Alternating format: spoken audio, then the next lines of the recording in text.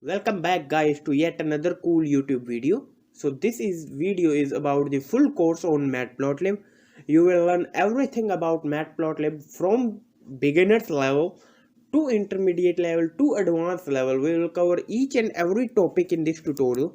So if you really like this video, then please like this video and share this video with your friends who really want to learn Matplotlib and data visualization using Python. And also you can subscribe my channel for Python, JavaScript and more programming tutorial. So let's start with the introduction and the quick overview of this course. So this is just a quick overview of the course, what exactly this course is, what exactly you will learn in this course. So let's start. So you will learn that how you can create a line. First you will learn how you can create a line, either a single line, a multiple line, creating different line styles, creating bar charts using Matplotlib, either 2D bar charts or creating the histograms using Matplotlib, everything from scratch using code. We will write down each and every code for creating these scatter plots, the creating pie charts, using different styles to create your fancy plot. You will learn exactly how you can create the stack plots. We will go on the 3D in this course, like creating bar charts. We will try to cover every topic of Matplotlib in this course. We will go deep and we will learn how you can create the 3D scatter plots, viewing your 3D scatter plot from different side, creating wireframe plots. So this is just the quiet overview of this course, what exactly this course is. So let's start with the course. And if you really like this video, share this video with your friends, subscribe my channel for Python tutorials. So this is just the quiet introduction, a quick short introduction what exactly Matplotlib is and why exactly you will do Matplotlib. So this is a library which is used for making the 2D plots of array in Python, also obviously also for the 3D plots. So with Matplotlib you can create by pie charts, create stack plots, creating some line plots, stack plots, obviously in both 2D and 3D, and obviously you can work with the images module. So obviously this course goes from basic to intermediate to advanced level. And if we talk about the Matplotlib, so this is written in pure Python and it makes heavy use of NumPy and other extension code to provide the good performance even for the large array in the Matplotlib. You will learn all of the examples which you can see on your screen, like how you can create stack plots, bar charts, obviously a table module, loading data set from internet and using exactly all of the overview you will learn. So using Matplotlib you can create stack plots obviously, and mainly it is used for the data visualization. So this is just the quite short introduction for the Matplotlib, and now let's see how you can install Matplotlib on your system. So let's start with the course. So there are many different ways to install Matplotlib in your system, and the best way is depending upon what operating system you are using. So if you have already installed Matplotlib, you can just check with the course, and if you have not installed Matplotlib, just please check the details how exactly you can install Matplotlib. So before installing Matplotlib, you must have some basic requirements, the basic dependencies for Matplotlib. Obviously you must have to install Python in your system, and the more important point is you must go to the Python website and just install a latest version. Till if you are using the old version, you must get some error at some point. So you have to install Python 3.6 plus version or 3.6, and obviously NumPy. Obviously you have to install NumPy because it uses NumPy at the backend. So you have to install NumPy 1.7.1 or later version. You have to install pip if you are using Python package. Okay, and if you are using Conda or mini Conda, don't worry, you don't have to install Matplotlib because it is pre-installed in your system and no further steps are required to install the Matplotlib. You must have a Microsoft Visual C++ 2008 if you are using Windows, just for providing the view of the GUI.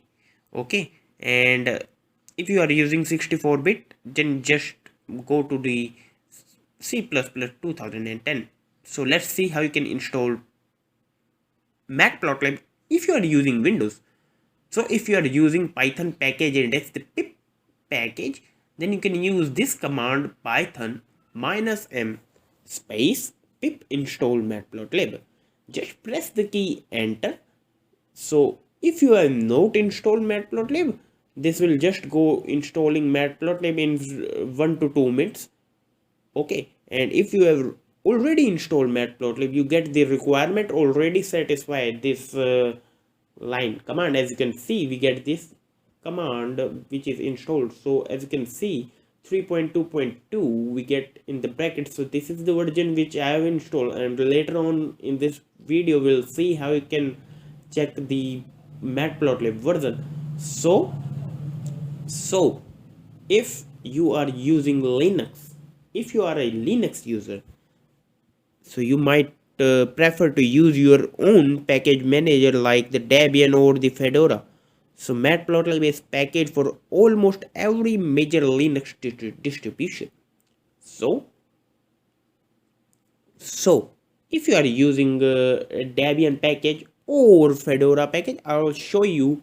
Just go to your terminal, choose the directory in which you want to install the Matplotlib.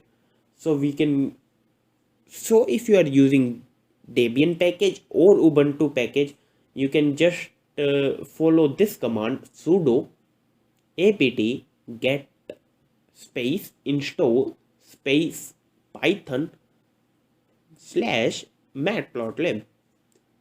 So you must use this line in proper command.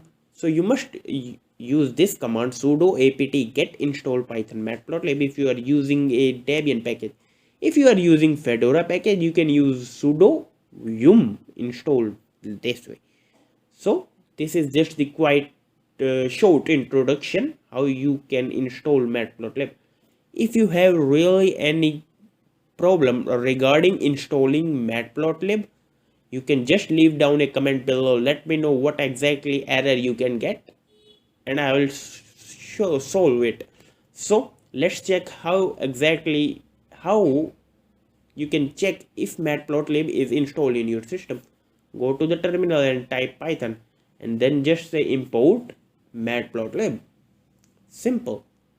I'm repeating, if you need to check that Matplotlib is installed in your system, go to the terminal, python import Matplotlib. We don't get any error. That means Matplotlib is installed in my system.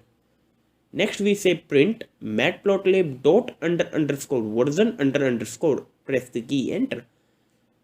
So by this command print matplotlib _version, you can just check that what exactly version you have installed in your system. So my system has Matplotlib 3.2.2 version.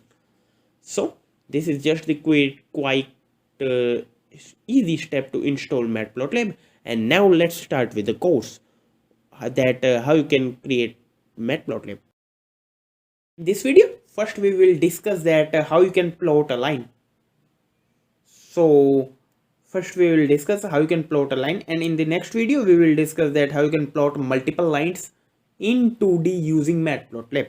So this is one of the screenshots that how you can plot a line. You can see that this is the red line which is plotting using Matplotlib, and these two lines are blue and red line are also plotting using Matplotlib. So for drawing the line or for scattering point, for creating bar chart, we have the Matplotlib pyplot module in Matplotlib. So we use this. So we say import matplotlib.pyplot as pt. If you are familiar with the Python basic functions, you exactly know what line this means. So in Matplotlib we have the pyplot module. So we say import matplotlib.pyplot.spt. We have to use this line for plotting the point. And for plotting the point we have the plot function. So we say pt.plot, and this function take at least one parameter, which is the array. So we say x equal to a array, and the elements are 1, 2, 43 and 3, and then we use a pt.ylabel some number. When we run this program we don't get any error. But the question is, where is our graph? Where is our picture which showing a line?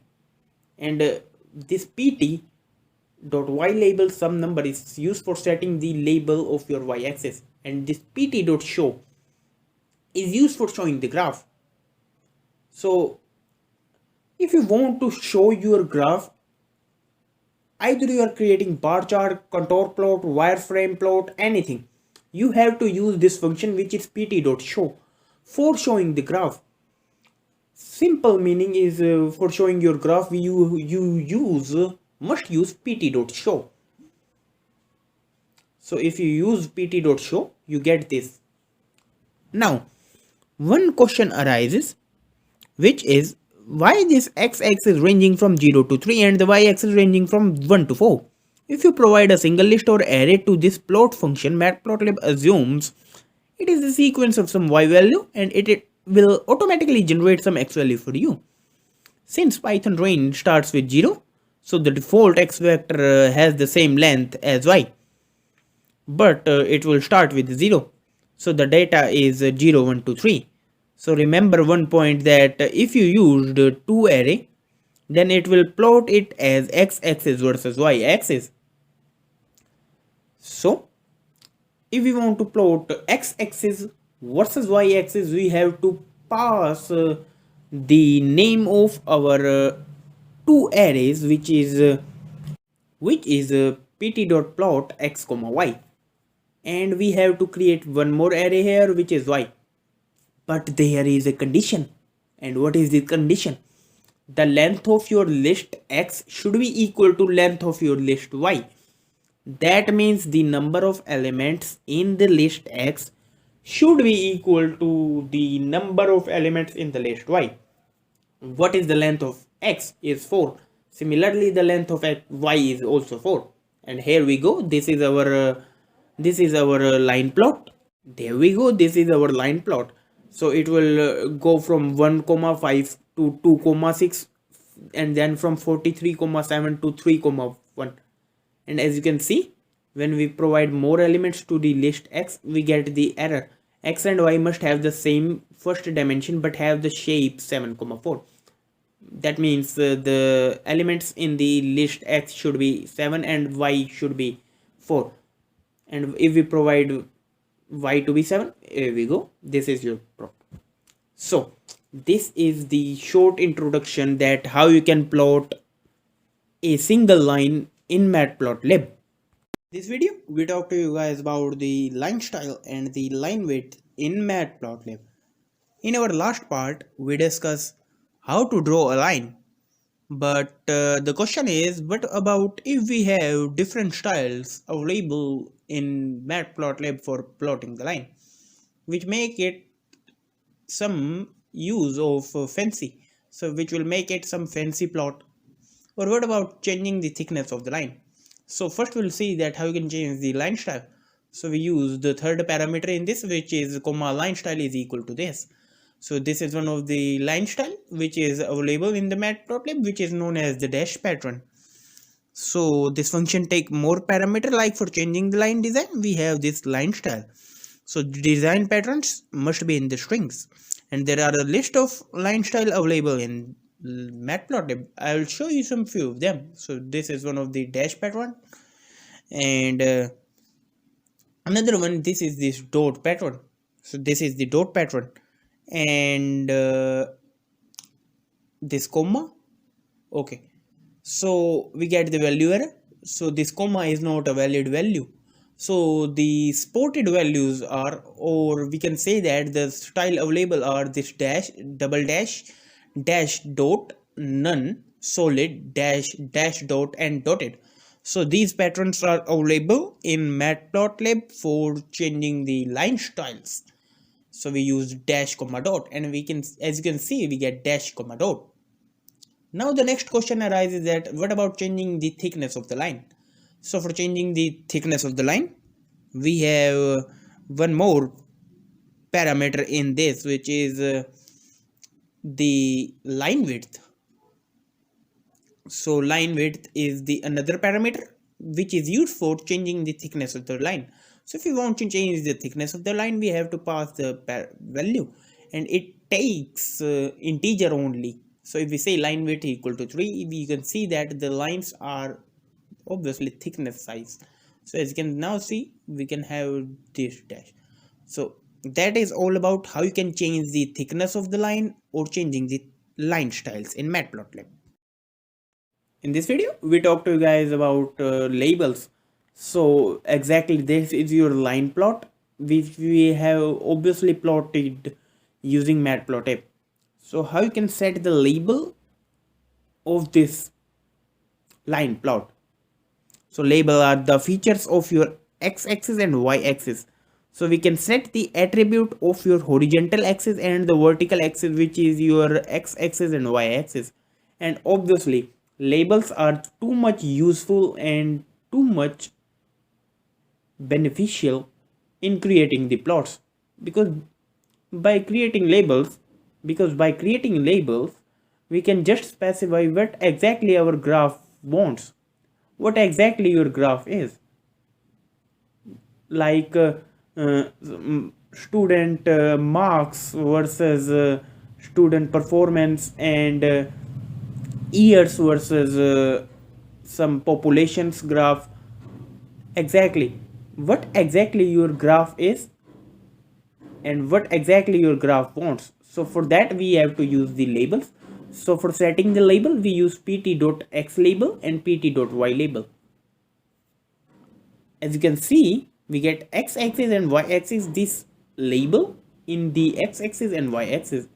And so for for setting the features of your x-axis, we use pt.x label, and this contain a string, so we pass x-axis. And similarly, for setting the feature or the attribute of our y-axis, we use pt.y label y-axis.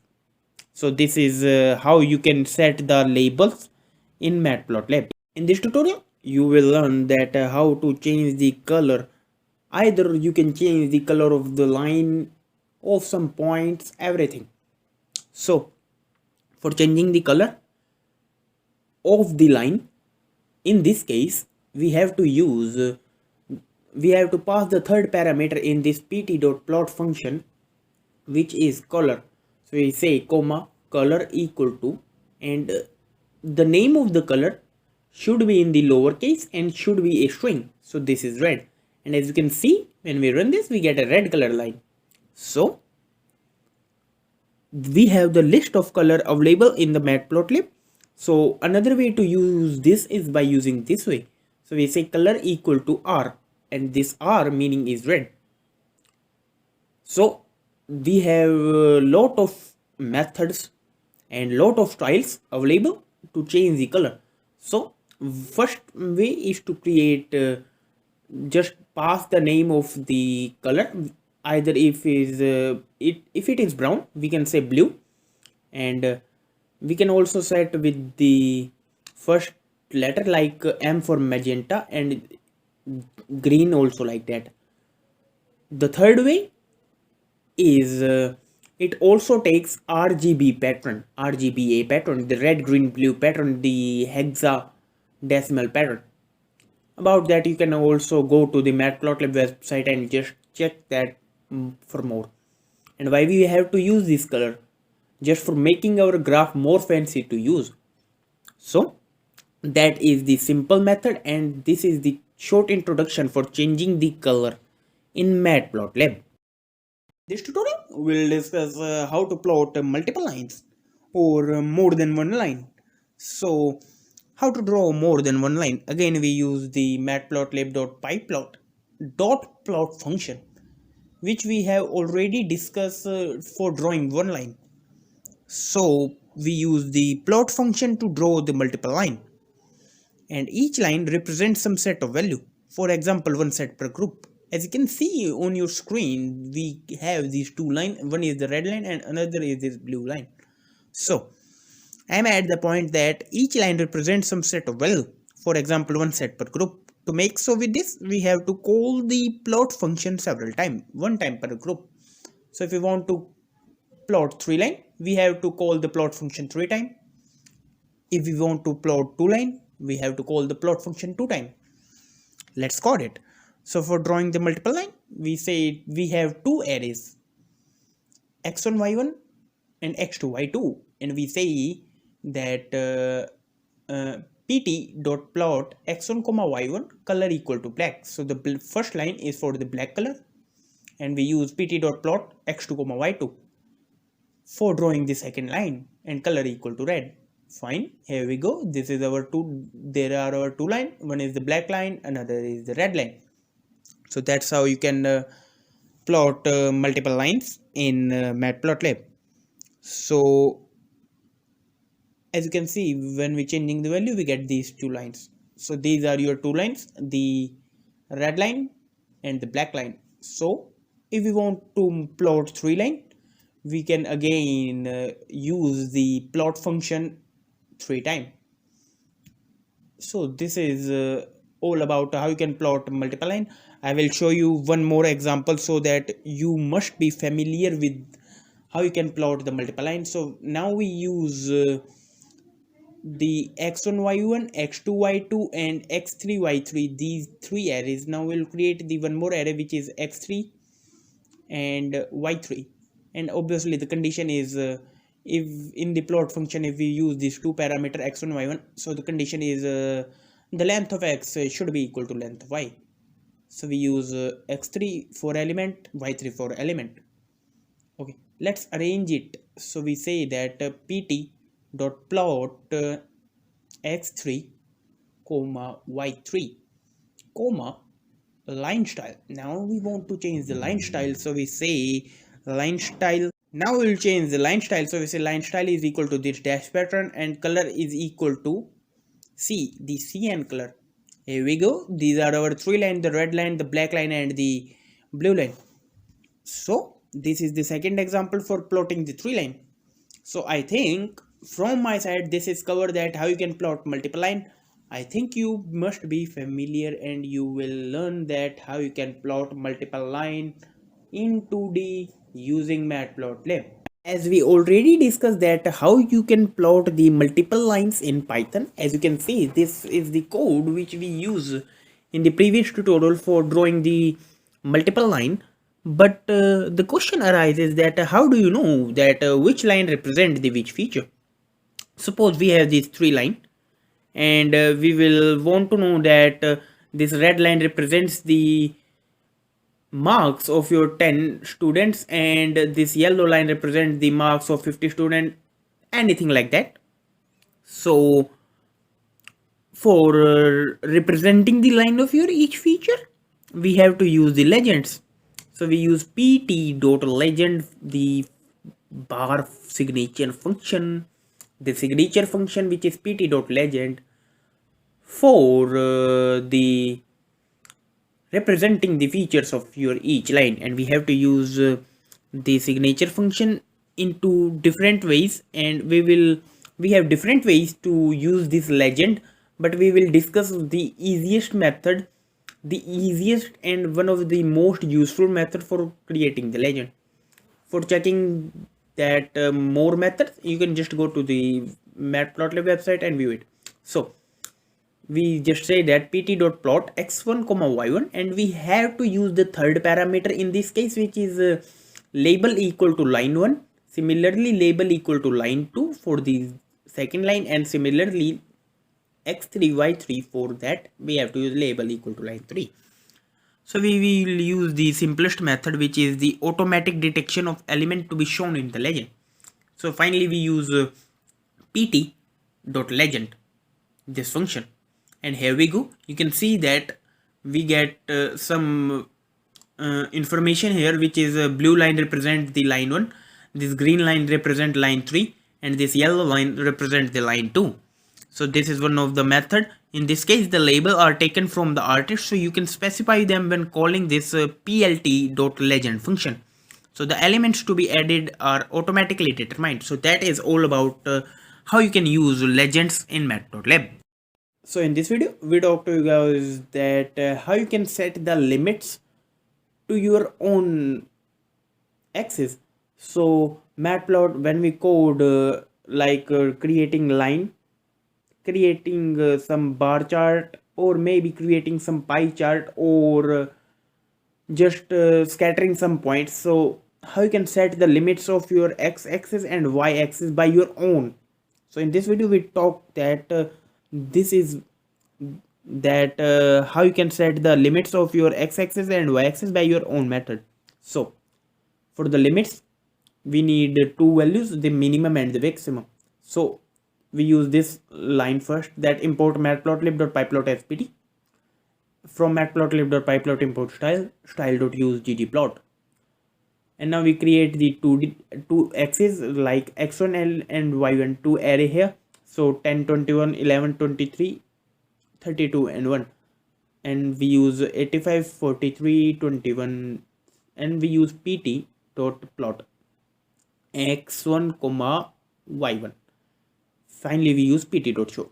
First, we showing you some simple example. Okay, x and y must have same. So as you can see that 0 to 30 and 0 to 80. So Matplotlib automatically arrive at the minimum and the maximum value of variable to be displayed along x-axis. But it is possible to set the limits by your own. So we use pt.xlim for setting the limits of your x-axis by your own. And this take minimum value and the maximum value. So we set the minimum value 10 and the maximum value to 33 of x-axis.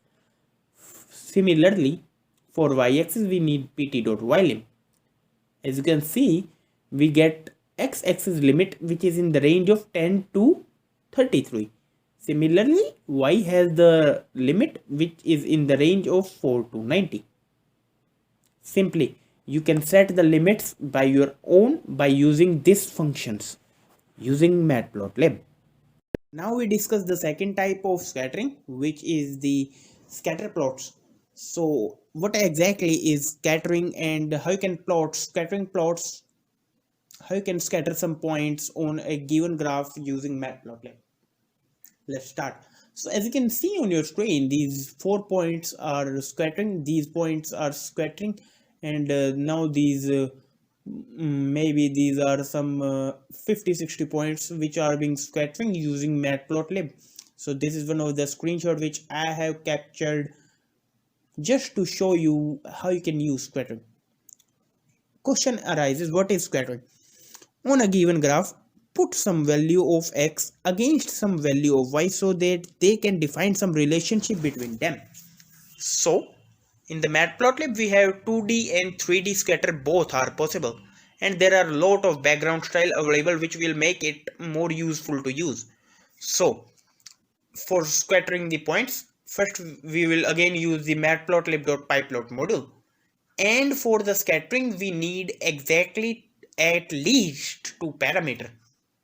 We need two parameters, x and y, and these x and y should be the list, and the condition is length of x should be equal to length of y.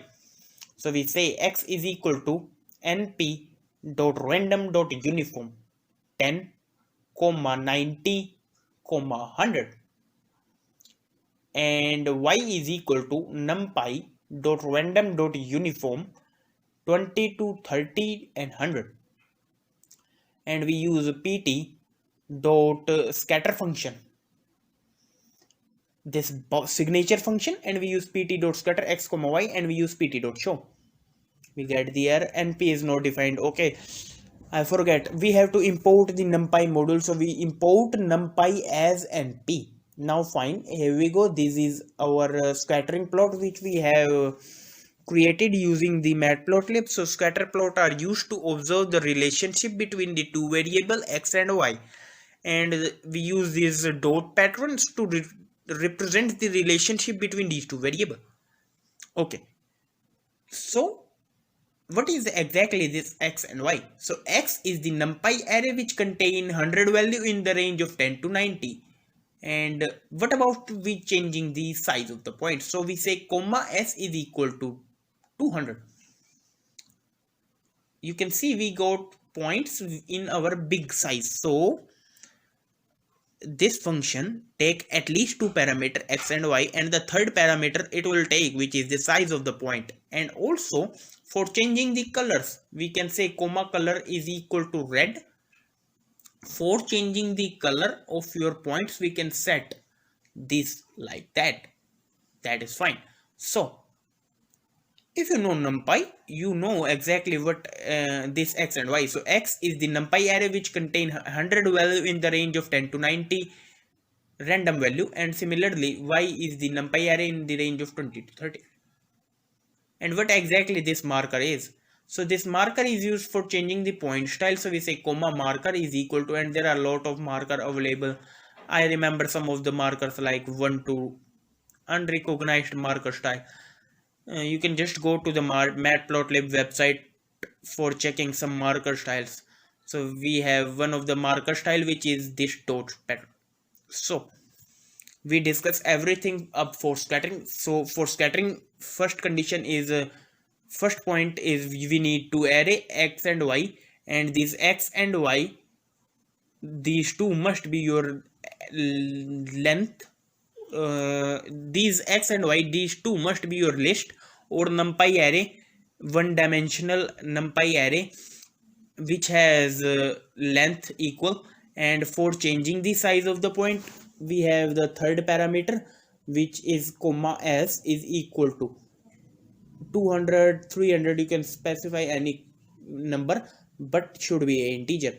And another parameter which is color, which is used for changing the color of your line. So we say red, blue, green, anything you can specify.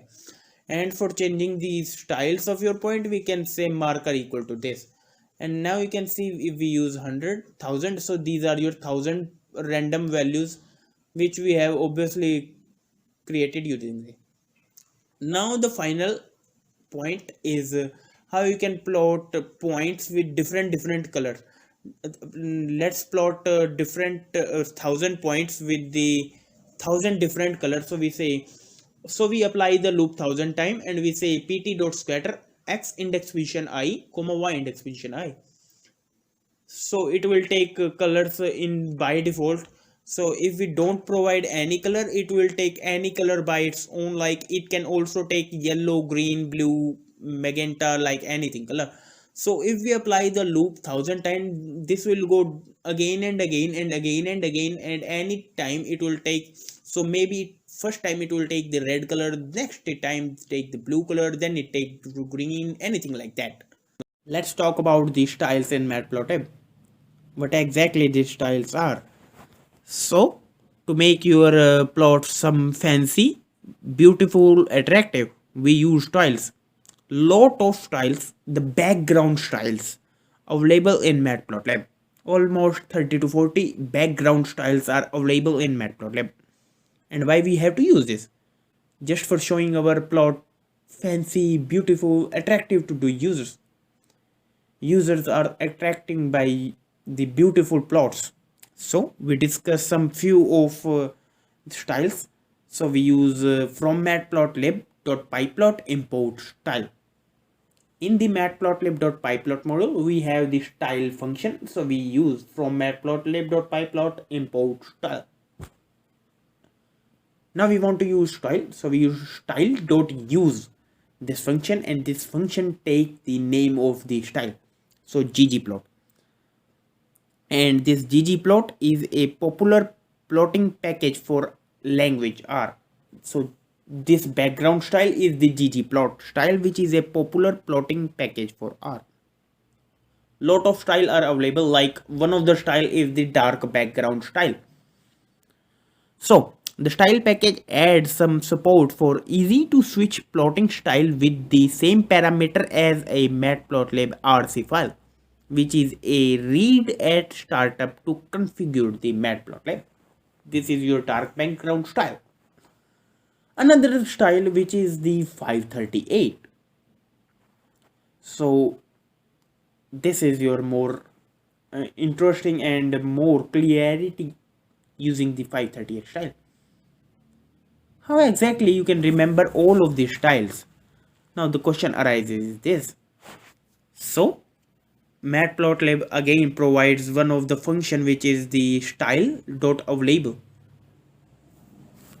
and when we print this line style.available,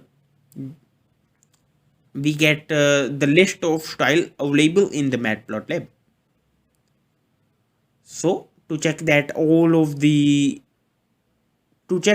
list of all of the style available, we use this function and we get the array. So this is your array which we get. So that's how you can set the styles in your Matplotlib.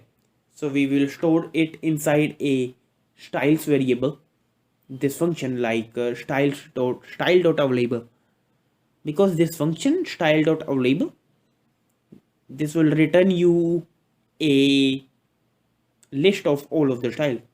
So we use styles equal to this, and now we will print a style like style index position 10. Module object is not subscriptable. We have to use styles index position 10 and the length of styles and this. So this is your seaborn style, and the total 26 styles are available. So that is all about that, how you can set the styles using Matplotlib. In this tutorial, we will discuss how you can plot subplots and what is a subplot.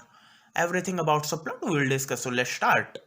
So on a given window, let's say I ask you to show a pie chart, a bar graph, a histogram, a stack plot in only one window. On one screen, I want to make a question that show pie chart, bar chart, everything. So what you can do, you should use subplot. And how you can plot subplot? So for creating the subplot, we again use the Matplotlib pyplot module. So we say import matplotlib.pyplot.spt from matplotlib.pyplot import style.use ggplot. Again, common lines in every tutorial. So matplotlib.pyplot.subplot method provide a way to plot the multiple plot on a single figure on a single window. Matplotlib.pyplot.subplot method provide you a way to plot the multiple plots on a given window. So we say pt.subplot, and we have two ways. So I am discussing the first way, which is 2,2,1, which is a way to create the subplot. Okay, so Matplotlib pyplot API has a convenient function which is known as the subplot, which act as a utility wrapper and help in creating some common layout of subplot, including the enclosing figure object in a single call. So we say pt.subplot. In the first subplot, we want to plot the x1, and in the second one, we want to plot again the x2. So first subplot should be of the black color, and second one is of the red color. pt.show. As you can see, we can plot the multiple plots using this pt.subplot function. So the two integer argument to this function specify the number of row and the number of column of the subplot grid, and the function return a figure object and a tuple containing axis object which is equal to number of rows into number of columns. So we say that first subplot is representing by using the 2,2,1, the second one is by using the 2,2,2, and the next one is the pt.subplot 2,2,3, and we say that we will copy paste this line again, and by using the 2,2 this integer, we can plot 4 subplots by using number of row which is 2 and the number of column which is 2. So how many subplots you can plot using this is 2 into 2, which is 4. So we say 2 comma 2 comma 1, which is your first subplot, 2 comma 2 comma 2, which is the second subplot, 2 comma 2 comma 3, which is the third subplot, and 2 comma 2 comma 4, which is the fourth subplot, like that. So this is the plot which is creating using the number of rows which are 2 and the number of columns are 2. So this 2 comma 2 gives you a idea to plot the subplot. So the second one method which we will discuss is how you can plot more than 100 subplots, or maybe, okay, so if you want to plot 25 subplots, you can just use 5 into 5. So we will discuss one function which is used for creating the plots. So we say for I in range of number of subplots. So number of subplots, how many subplots we want to plot. So we say number of subplots. If we want to plot 25 subplots, so we will apply the loop 25 times. We will apply this loop 25 times, and we will say value is equal to number of subplots into the power of 0.5. Obviously this is equal to square root of number of subplots, and we will convert this into a integer, and then we use pt.subplot value comma I plus 1. By this way you can just plot 25 subplots if we talk about this method, because we just apply, because we apply the loop 25 times, and we say x comma y is equal to choice of range of 300 and choice range of 300, copy pasting this pt.plot x comma y.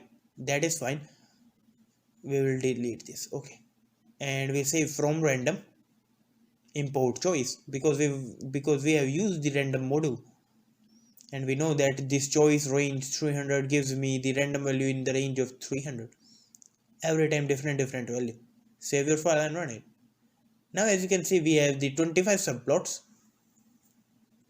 We have the 25 subplots according to this method, and if we use pt.scatter x comma y, that is fine. Now as you can see, we get the 25 subplots according to this method. So we get the 25 subplot, and this gives you an idea that if you want to plot 100 subplots, you can just provide 10 row and 10 column, 10 comma 10, and the loop goes from I plus 1, like number of subplots. So that is all about how you can create these subplots using Matplotlib. In this tutorial, we will discuss how you can download the dataset from the internet and how you can use. So we just go to the Google. As you can see on your side screen, we just go to the Google and just saying that downloading CSV files. So let's say we want to make this CSV file, and here is your CSV file which is downloaded using mobile. So in the mobile, this CSV file is downloaded, and you can just go to the website and search for how you can just get CSV file. So many times people want to graph the data from a file. So we have many different ways and many different ideas to get data from a file to graph it, and here I am showing you some of the ways to do this. So you can just go and just say stack overflow dataset, large dataset like the COVID-19 CSV file, datasets like that, and download data as CSV files. From these websites you can just download the data, make some data analysis using pandas, and showing the graphs, either pie chart, bar chart, plots, scatter plots, everything using the Matplotlib, and make some data analysis and show to the world what exactly you can do with the Matplotlib and pandas. So first we will use the built-in module, which is the CSV module, which is using, okay, so we have more way which is using the, so we will use a CSV file. So on my GitHub account I just provided a, so we say that datasets mm, car dataset. So we say let's search for a car dataset. So how you can just get the data from the GitHub. This is the illustration for showing you. So we just go to the GitHub. You have to create an account on GitHub. Here you can submit your projects, make some direct contact with the coders or professionals, everything from beginners to coder. So we just go to the GitHub and we say pull request for getting some dataset, and you can also view some code before downloading or before accepting it. So we say that go to the file here and go to the file, and here you can see that we have all of the file like the Python file, the reading file, XML file, JavaScript file, every file. So we say pull request. If you know how you can fix an issue, you can just pull some requests. So we just copy the link here, or all. There are two ways. First is you can just copy the link or downloading the file. Another one is you can just copy the link and just provide it the PD, and using pandas you can just provide some way. So we use the CSV module to read in the data using the pandas. So we say that we have the two file downloaded, which is the raw data 1.csv, which is the file. So we will, so this is only the simple introduction to show you that how you can use Matplotlib for data analysis, for creating some stack for creating stack plot, bar chart, everything which you can provide. So this is how you can download the dataset from the internet. And now we will see that how you can plot the dataset using Matplotlib, how you can use Matplotlib actually, because this whole course is about the Matplotlib. So we say import matplotlib.pyplot as a pt. So we need a CSV file for loading the text. So we say that pd.read CSV. If you don't know anything about this function, I will tell you. So the pd.read CSV is used for reading the CSV file using pandas, and we store it inside a df, which is the data frame variable, and df.columns. So this df.columns tell you all of the name of the columns of your CSV file. So my CSV file is obviously has of the COVID-19. So this is the COVID-19 file, raw data 1.csv. This file contains the COVID-19 information, and this file has some information about the patient number, state patient number, date announced, age bracket, like that. So these are your data frame. So we will see that in our case this is one of the comma. So we store the elements. So we say that y1 x1 is equal to data frame patient number, which contains the information of all of the patients, which is the, so we say print x1. And as you can see that we get the data which is obviously of 17,363 patients data, obviously 17k patients data. And the data types are floating point, 64 bit, 17,364 patients data, and the patient number like 1 2 3 4 5 6 they have provided. So how you can use age bracket? So age bracket is the age of each patient, the age of each patient. So now we use pt.plot x1 comma y1, and finally we say pt.show. So this is only the simple illustration. Okay, we get the error, value must be instanced or string or bytes, not a float. Okay, so we get the error that the values which we will use in this plot scatter function, this not be a float. So this is one of the important point which you have to remember, which is your arrays x1 y1, every array which you can plot. Either you want to plot a bar chart, pie chart, stack plot, everything, everyone data. The data should be a integer or a string, not a floating point number. As you can see, we get the error every time that value must be an instance of string or bytes, not a float. So we will convert our values into either string or either integer. So we apply the loop. So we say for I in range of length of x1. So data frame patient number dot to list. This function is used for converting the information of the patient's number into a one dimensional array. So we say a1 equal to integer of this x1 index position I is, because x1 index position I may be some value of floating point number. We will convert it into a integer. So we make two lists here, patient dot append a1 and append age dot append b1. So we will appending each and every value every time. So we create the two empty list before applying the loop, age and the patient, like that. Now this is fine. Okay, so patient dot append a1, every time it will append the values, and age dot append, like that. And we also apply, now we apply the try and except block of code. Why? Because the sum of the values are nan, which is not an integer.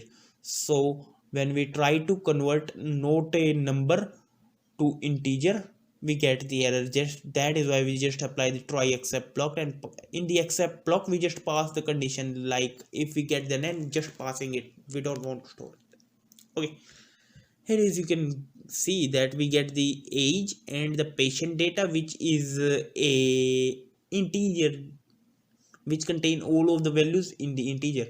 So age and patient, both these array contain the integer data set. Now we can say pt dot scatter age comma patient, just making the labels also.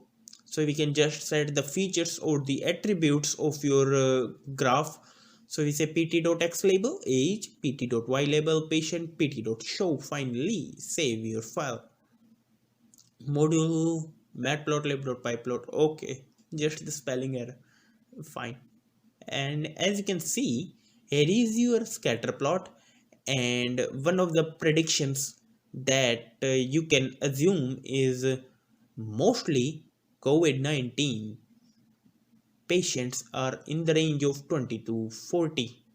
So if you are in the range of 20 to 40, you must be a COVID-19 patient, if you, because these ages people not get some care of their health. They not wear mask and not just follow the social distancing rule. So this CSV file give me the information, like so this CSV file gives me one of the information, like the C, like we have obviously 2500 patients COVID in the range of 20 to 30 or 20 to 40. So mostly COVID-19 patients are in the range of 20 to 30. That is now you can check like that. So that is all about how you can load a dataset from internet. In this tutorial we will discuss about the Kaggle.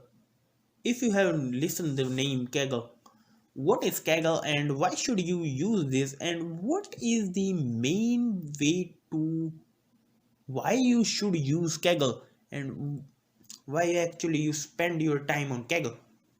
About this we will discuss. So Kaggle is an online community where you can interact with the data scientists and the machine learning software engineers. So this is a online community where, which is the best one online community, where obviously all of the data scientist provide some data sets, large and both. So we have to install the Kaggles using the pip install Kaggle if you are working on Windows.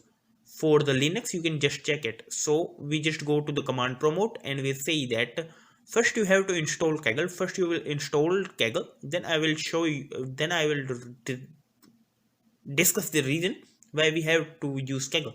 So pip install Kaggle.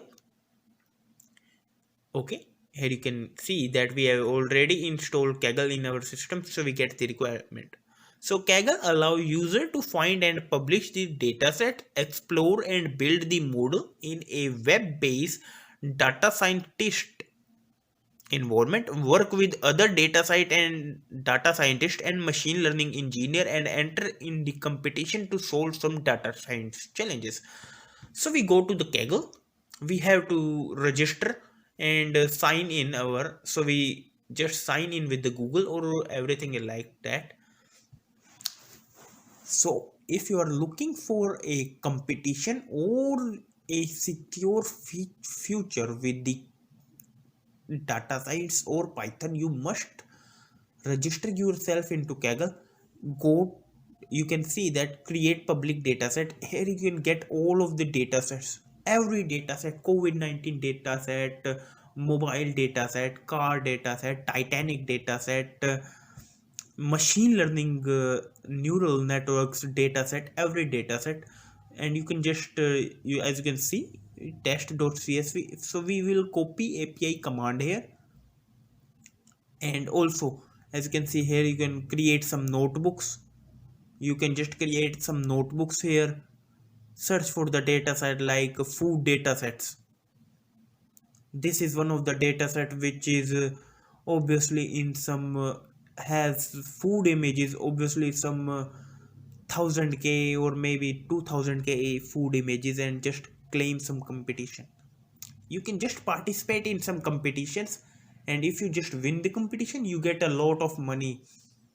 Okay, so in the side screen we just say Kaggle download minus d dear sir meta cases and death. So this is one of the API command which we have copied.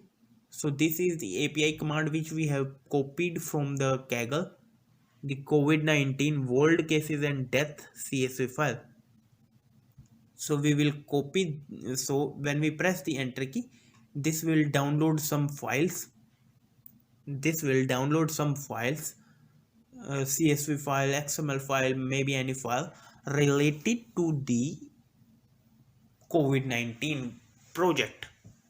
So this is the COVID India.csv file. So the Kaggle, so from the Kaggle we have downloaded the file using, so we have just copied the API command, and we'll say the name of our CSV file which we have downloaded is the pd.read CSV and covidindia.csv. So covidindia.csv is the file which we have extracted from the Kaggle, and we say that dataframe.column. Here you can see we get the information of all of the dates. Okay, so maybe India just provided the some information of dataframe.column.toList we convert into a date. So this will provide the information. So this CSV file contains the information of the COVID-19 patients, how many COVID-19 patients we get every day from 10 March and up to the 14 April. And what exactly this 14 April point 1, 14 April point 2, 14 April point 3, we don't know. So we can just say data frame or data frame let's say 12 April point 2. So we say data frame 12 April point 2. What actually this is? Dot to list. Print it. So let's say we want to print this command. Maybe, okay, so this gives the information of how many patients are recovered on 12 April. So we say April 12 equal to this, and April 12 dot remove the index position 0. That is fine, because April 12 is the list of all of the patients which are recovering, and index position 0 is the string, so we just remove it because we want to show you the example that how you can use plot in this. So we say for in range of length of the April 12, maybe I don't know that the data set is a floating point or a string, so we will convert it into a integer as matplotlib.pyplot.scatter module or the plot module not take the values in float, so we convert it into integer. So integer of April 12 index position I, that is fine. And so we will convert, so like we get the 12 which is a string, so this will convert into an integer. Every time it will convert each and every value into a integer. So we get the April, which is the list which contain the values in the range which contain the value integer value. And now we use pt.plot. Here you can see the number of patients recovered on the 12 April, ranging from 0 to 37, 38, 700, like that. And we can just make some label. We can also provide some label like pt.x label, April 12, pt.y label. What exactly this y label is? The COVID-19. So COVID-19 states datasets, like that. So that is all about how you can just install the Kaggle in your system and how you can use Kaggle. So in this video we talk to you guys about the 2D bar charts in Matplotlib. What is bar chart? How you can plot the bar chart using Matplotlib in the 2D. So a bar graph is a chart that represents some categorical data with the rectangular plot with some height and length proportional to the values that they represent. The simple one definition for the bar charts.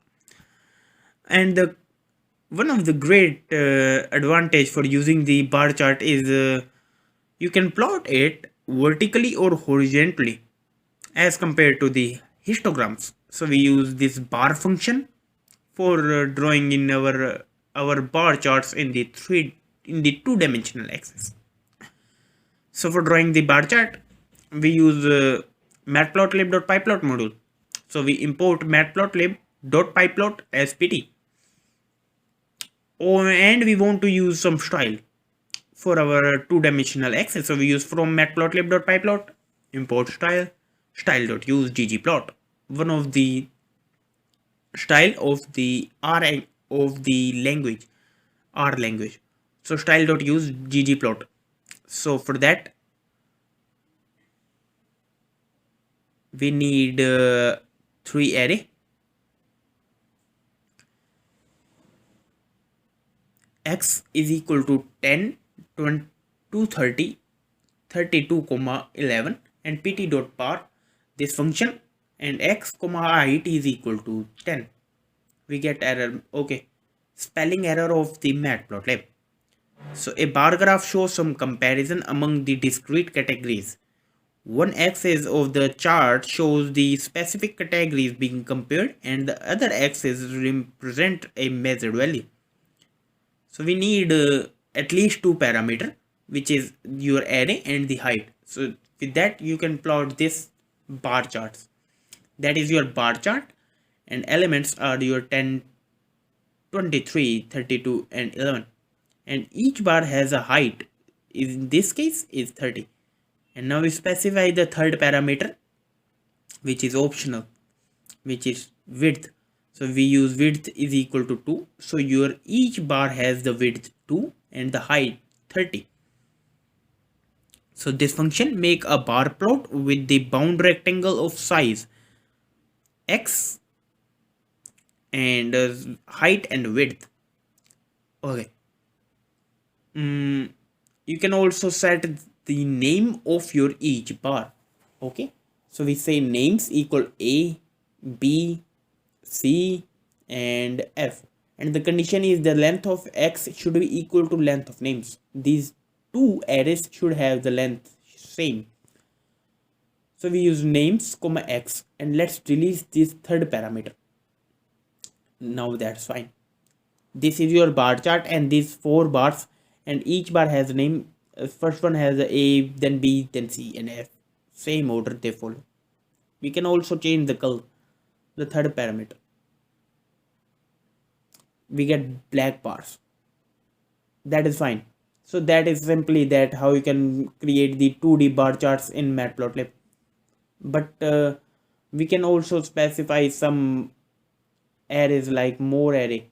So we can just create the 2 array x comma y. So we say pt.bar names x comma y.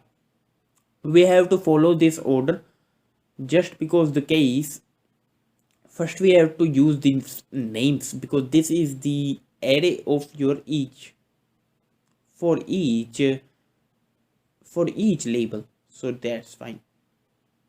So that's how you can plot the 2D bar charts in Matplotlib. Using Matplotlib, you can plot 2D bar charts. In this video, we talked to you guys about the bar charts. Oh, sorry.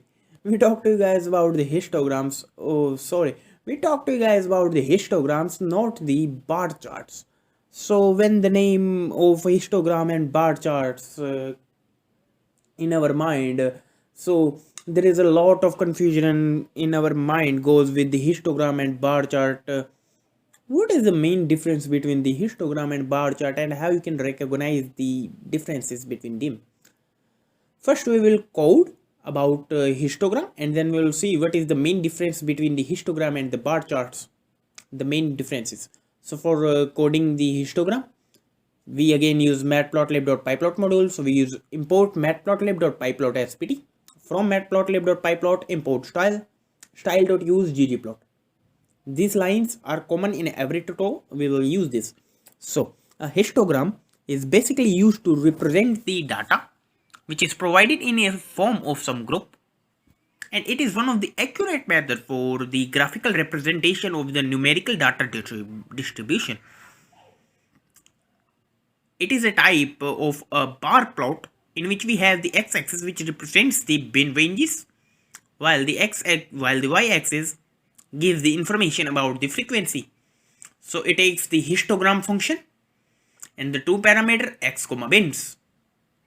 So to create a histogram, the first step is to create the bin of ranges, then distribute the whole ranges of the value into a series of interval, and then count the value which fall into each of the interval. So we create x is equal to this array, pt.histogram this function x, and pt.show. That's your histogram 10, 20, 30, 40, 50. So pt.histogram, we use this function, and also we can set the bins like bins equal to 1, which is the, so bins is equal to this, and now we can set, so we have this histogram. So bins are clearly identified as the consecutive non-overlapping interval of variable. So this is used to compute and create the histogram with the name x. So now we discuss that what is the main difference between your histogram and bar charts. And before about discussing this, let's discuss that what about if we pause the 2 array x comma y. Here we go. This is our bar chart. This is your histogram. So histogram is used for the continuous categorical data, for the continuous flow of the data, whereas bar chart is used for continuous and discontinuous category of data. We can also set for the 2D, you can also set x to be a 2-dimensional array. So what is the main difference between your bar chart and histogram? We get first the error. So before discussing that what is the main difference, first we have to use like your bins should be the 1D array. This is one of the main point which I forget to tell you, but now I will discuss. So the main point is, if you are using bins, this should be your 1D array. So in this case, y is the bins. So in this case, y is the bins, and x is the two-dimensional array. Okay, we don't get to see anything. So we use pt.histogram x comma y, and exactly you can just check with the if we just pass bins to be 9, note again, maybe there is any error. Okay, so we use x is equal to a two-dimensional array, and let's parse the 9 values here. 9 values like 10, 90, 3 to 1, 43, 21, like that. Okay, now we go. Okay, this is your histogram. So now what is the main difference between the bar chart and the histogram? So with bar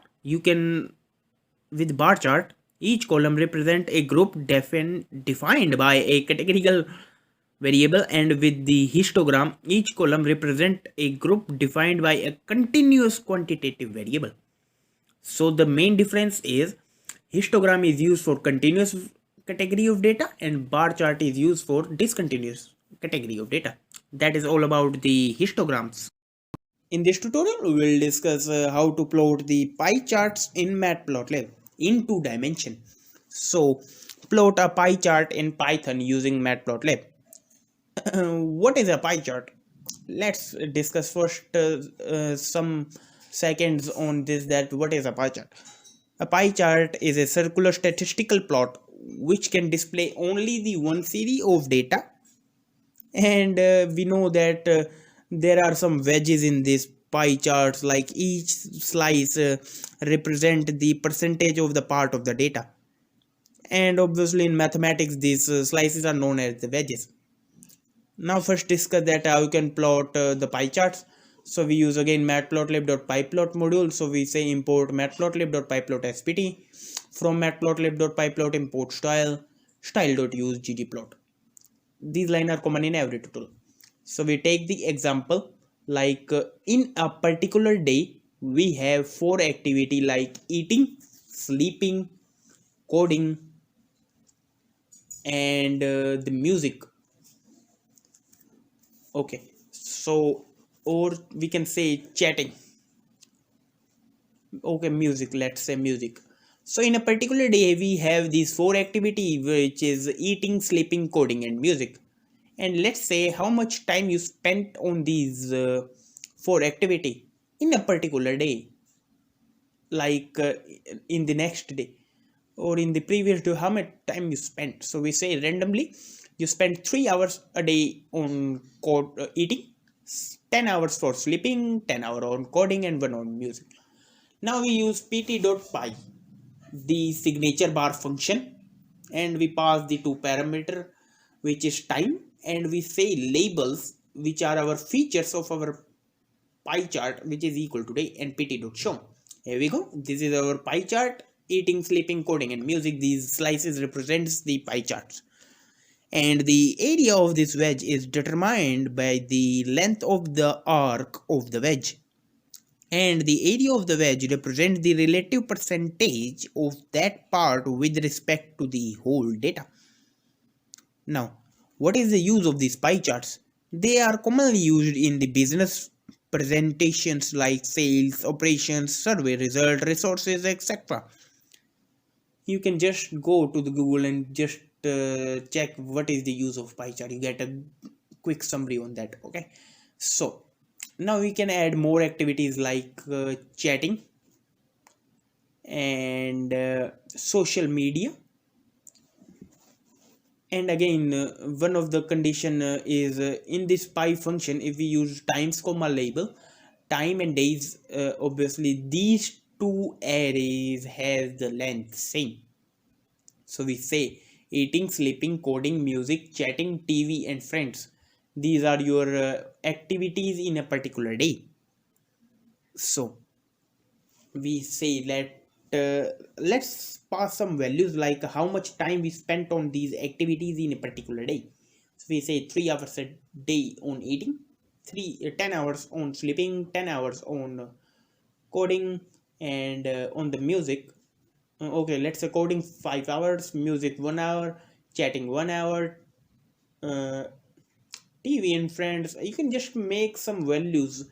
Just we need to pass some values here.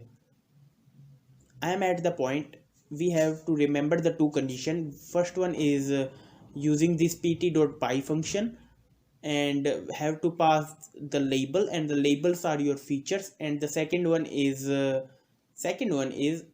condition, which is that these two arrays must have the length same. The number of elements in these two array must be same. And we can use dark background style to make it fancy plot. Too simple and fancy, but more useful. That is all about the pie charts. In this tutorial, we'll discuss how you can create a stack plot. And what is a stack plot? Why should you use stack plots? Everything about the stack plot we will discuss in this tutorial. So how to create the stack plot with the Matplotlib? So what is a stack plot?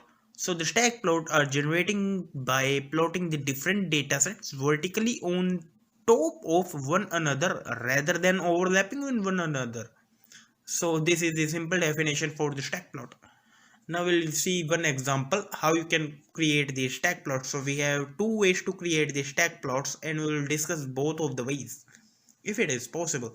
So for creating the stack plot, we again use matplotlib.pyplot module. So we say import matplotlib.pyplot.spt from matplotlib.pyplot, import style.use ggplot.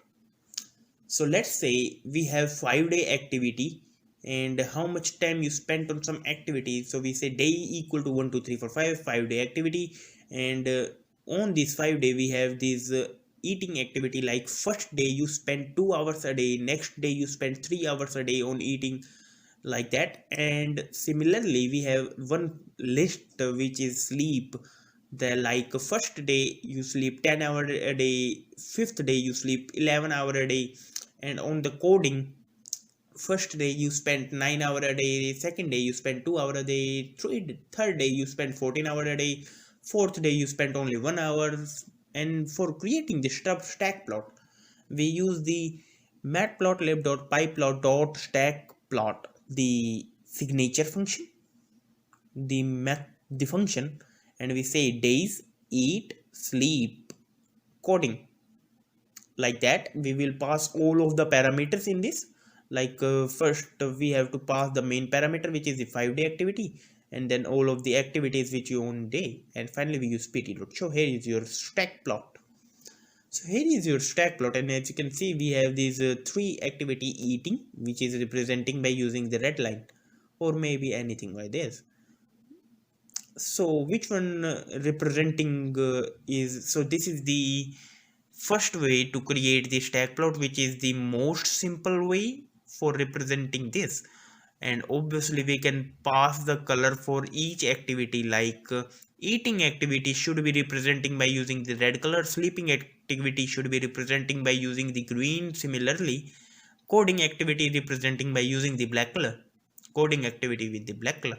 So as you can see, this follows the same order as which we have provided in the function stack plot, like eating activity with the red and this. And obviously we can now use legends here just for representing our code. Okay, now we will discuss the second method, which is your shortcut method for creating the. Okay, so before we say vpt.plot, first we will see how you can provide the legend in this. So for providing the legend, we say pt.plot, nothing, we just pass the two empty array, and we say label is equal to eat, and the color we say that red.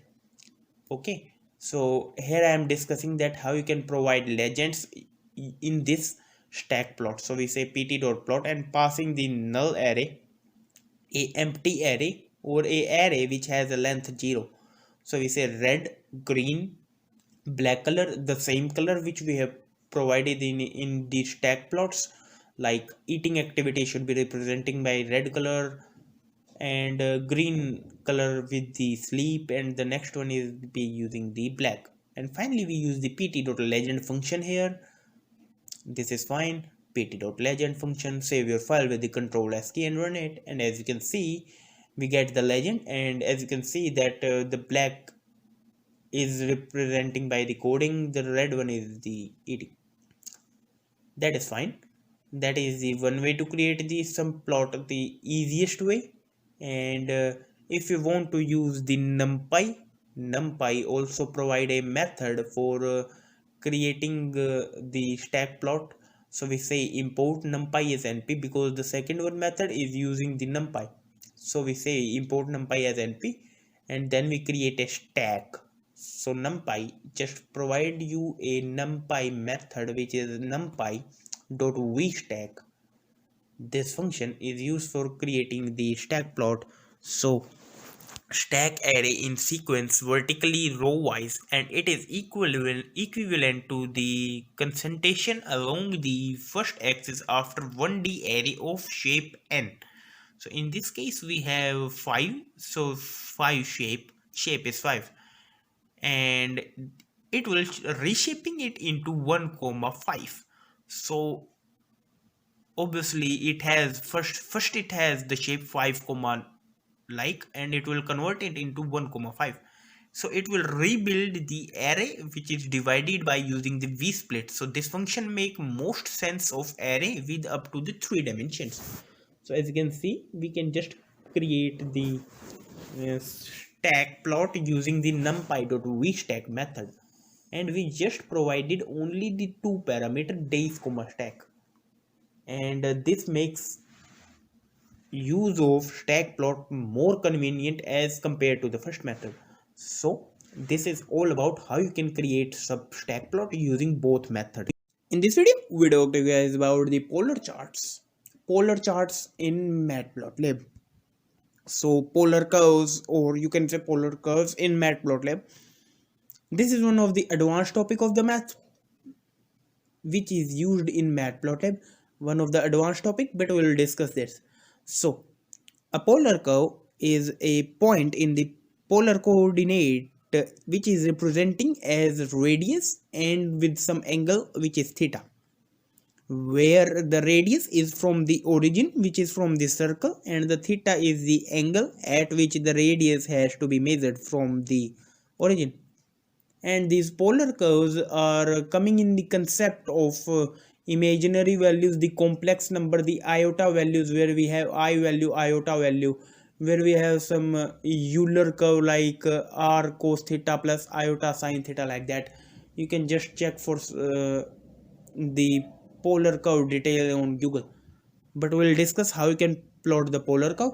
So again we use matplotlib.pyplot module. So we say import matplotlib.pyplot spt. Next step is to import the style from this module. So we say from matplotlib.pyplot import style. Next is style.use dark background style. We want to use the dark background style. Okay, so for the polar curve we use the pt.polar, the signature function, and we say that from math import sine. We need r comma theta, so we say radius, set the radius to be 2. Okay, and now we make an values, so list of some iota values or list of some sine values. So we say for I in range of 10, applying our loop 10 time, and we say sine of x, and what exactly this x variable is. X is equal to choice of range of 100, and what exactly this actually we have to use. So we are using the random module. So we say from random import choice.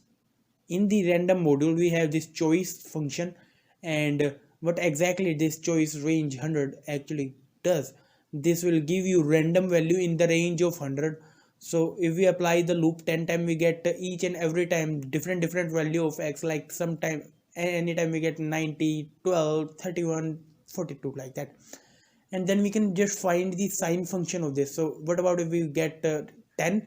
So we can get the sine of 10, and we will append it in the list of values. So we say values dot append sine of x, and then we say that for I in values, that means in our loop, pt.polar I comma radius. So actually this polar function take two parameter, which is radius comma theta. So we say pt.polar I comma radius.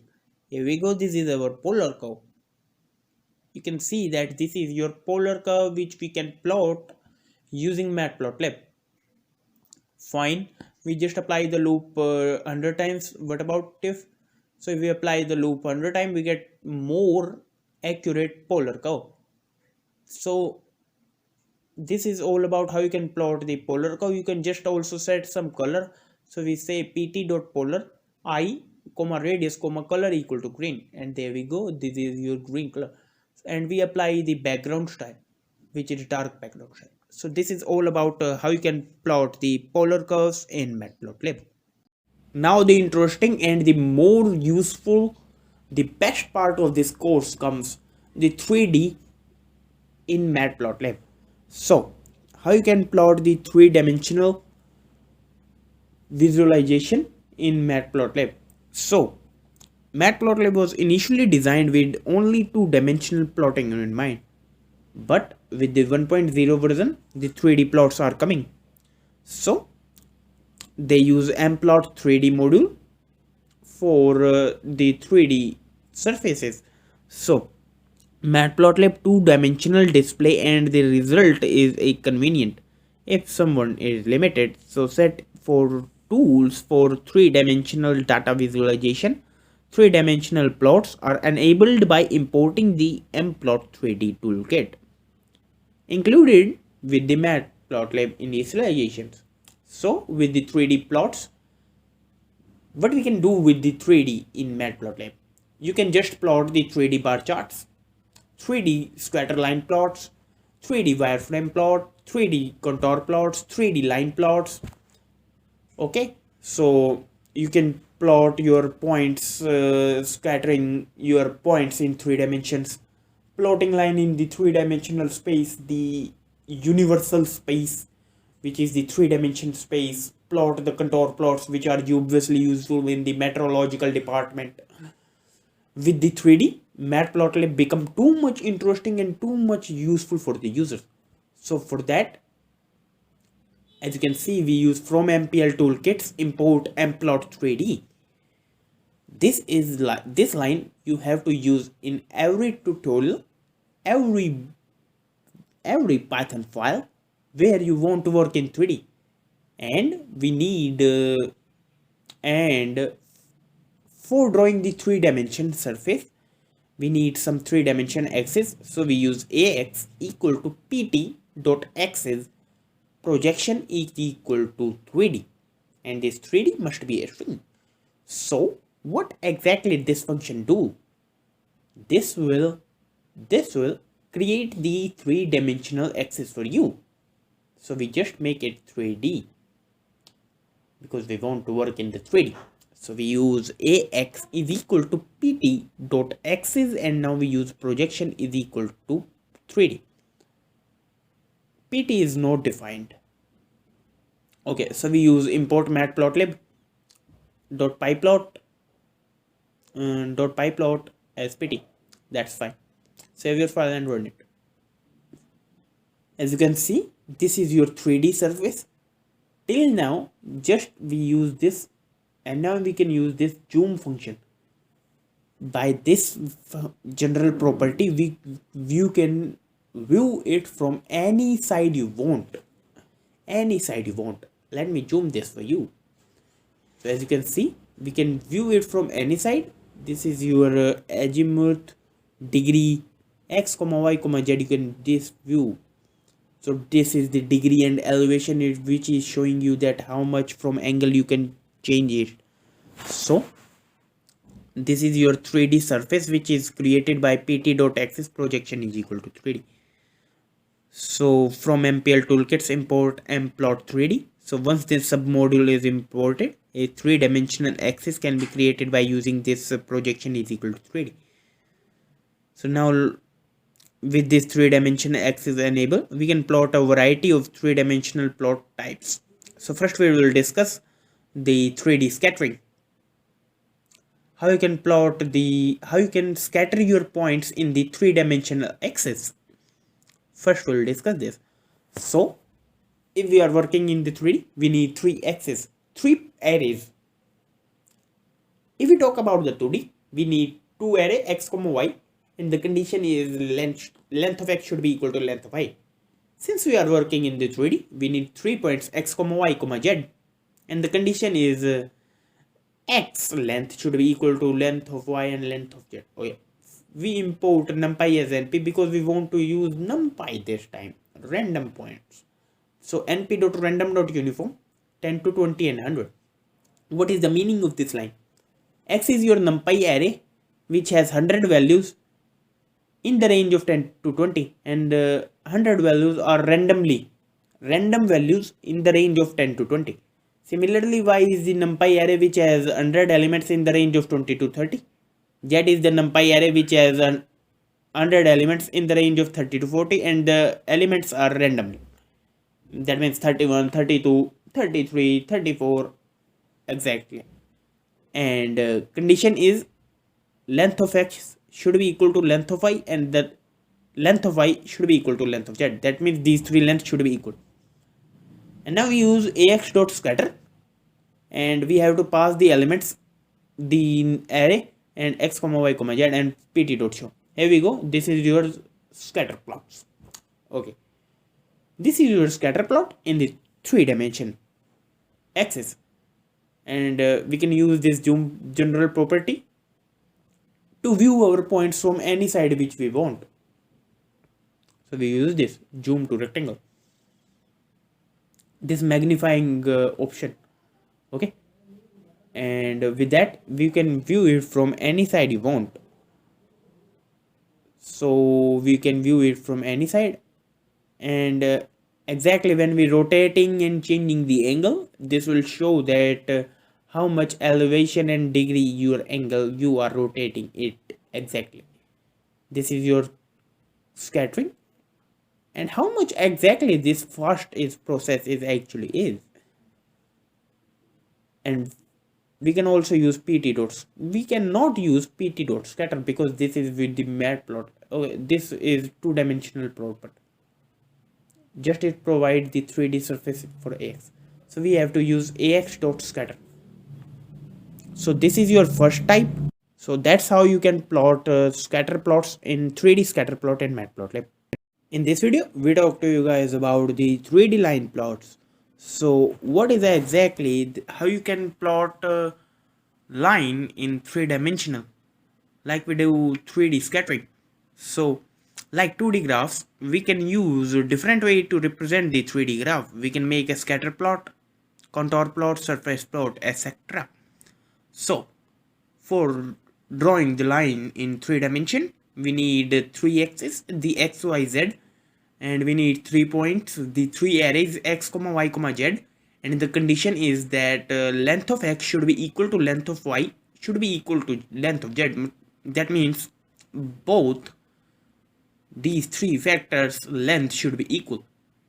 So how you can draw 3D line charts, we have a look now. So we use MPL toolkits. So we say from MPL toolkits import import Matplot3D, which is used for plotting the 3D axis. So import matplotlib.pyplot as pt. First we have to import our Matplotlib module just for plotting the lines in the 3-dimension axis, and we import numpy also. This time we want to use numpy, okay, because we make a function. Okay, now we make a function for drawing the 3-dimension axis. So we say pt.axis projection is equal to 3D, and we store this inside a ax variable. Now for drawing a line, we need 3 points in 3D. So we say x equal numpy.random.uniform 10 to 20 and 10. What is the meaning of this line? So x is the array which has 10 elements randomly in the range of 10 to 20. So 10 values like 11, 12, 13, 14, but in the range of 10 to 20, in the between of 10 to 20. Similarly, y is the array which has 10 elements in the range of 30 to 40. Similarly, z is the array which has 10 elements in the range of 50 to 60. And then we use this function and we get this graph. So this is your 3-dimension plot. We use ax.plot function and we pass 3 parameters, our x, y, z. And finally we use pt.show. So with that, now you can use view it from different views for checking the 3D line plot. So zoom, rectangle, and the angle and the elevation by which you are rotating this axis. So this is simply, you can use this plot function and you can just pass simply 3 parameters and you can just plot the line easily. Okay, now we talk about the more, like if we have more points, more elements in our array.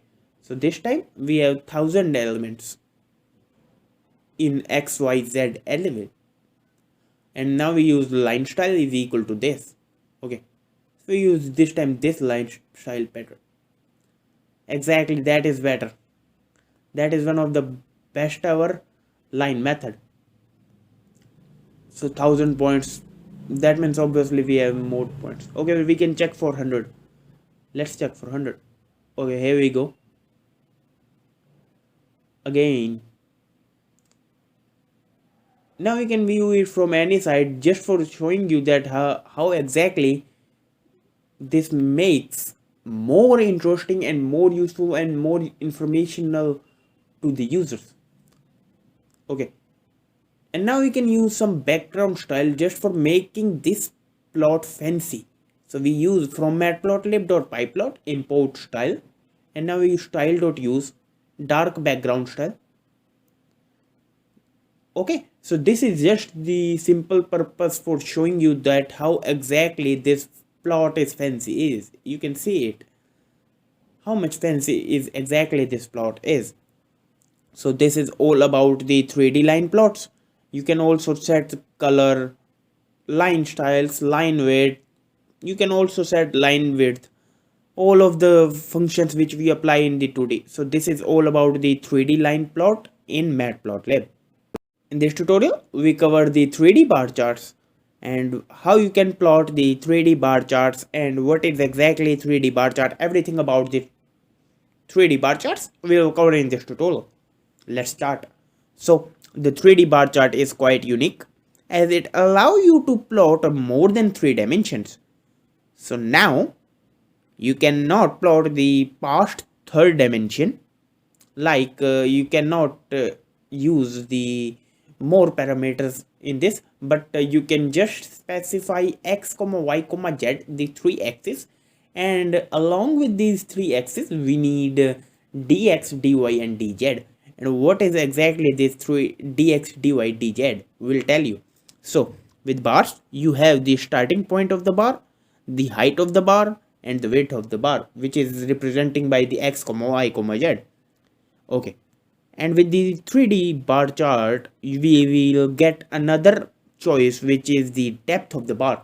So dx is the depth of your x-axis and dy is the depth of your y bar. Yes, dx is the depth of your x bar, dy is the depth of your y bar, and dz is the depth of z bar. And what is this x, y, z? I am repeating again. X, y, z is the height of the bar, the width of the bar, and the starting point of the bar. Okay, so these 3 parameters are common. And now let's code that how you can plot the 3D bar charts. So from MPL toolkits we import mplot3d, because we want to make our work in the 3D, so we have to use this module MPL toolkits, and from that we have to use mplot3d. Now we have to create the 3D axis, the 3D surface. So we use ax equal to pt.axis, projection is equal to 3D, like that. Now we need 3 array x comma y comma z. So let's pass some elements, and the condition is the length of x should be equal to length of y, and the length of y should be equal to length of z. That means these three lengths should be equal. I will write down this, so you must remember this point if you are trying to code. So length of x should be equal to length of y should be equal to length of z, the triple equality rule. Okay, and now we pass some elements in our y array. So we say y equal to this elements 30, 40, 50, 67. We take random points. Similarly, z is equal to this, and now we make some values here. Okay, now we make some value. We have to pass the values for our depth of x-axis, y-axis, and z-axis. So we say dx dy dz equal 10, 20, 30. And now we use the signature function, which is ax.bar3d. This is the signature function. This is the function which is used for plotting the bar charts. And finally, we use pt.show for showing our bar chart. Save your file with the Ctrl S key and run it. As we are running in our Sublime file, so we use Ctrl plus P, which is the shortcut key. Okay. Oh, we got error. No module name MPL. Okay, MPL is this. Okay, PT is not defined. PT is not defined. Import matplotlib dot pyplot as PT. That is fine. Now what is the error? Axis 3D subplot. Okay, oh, we have not ax.bar3d.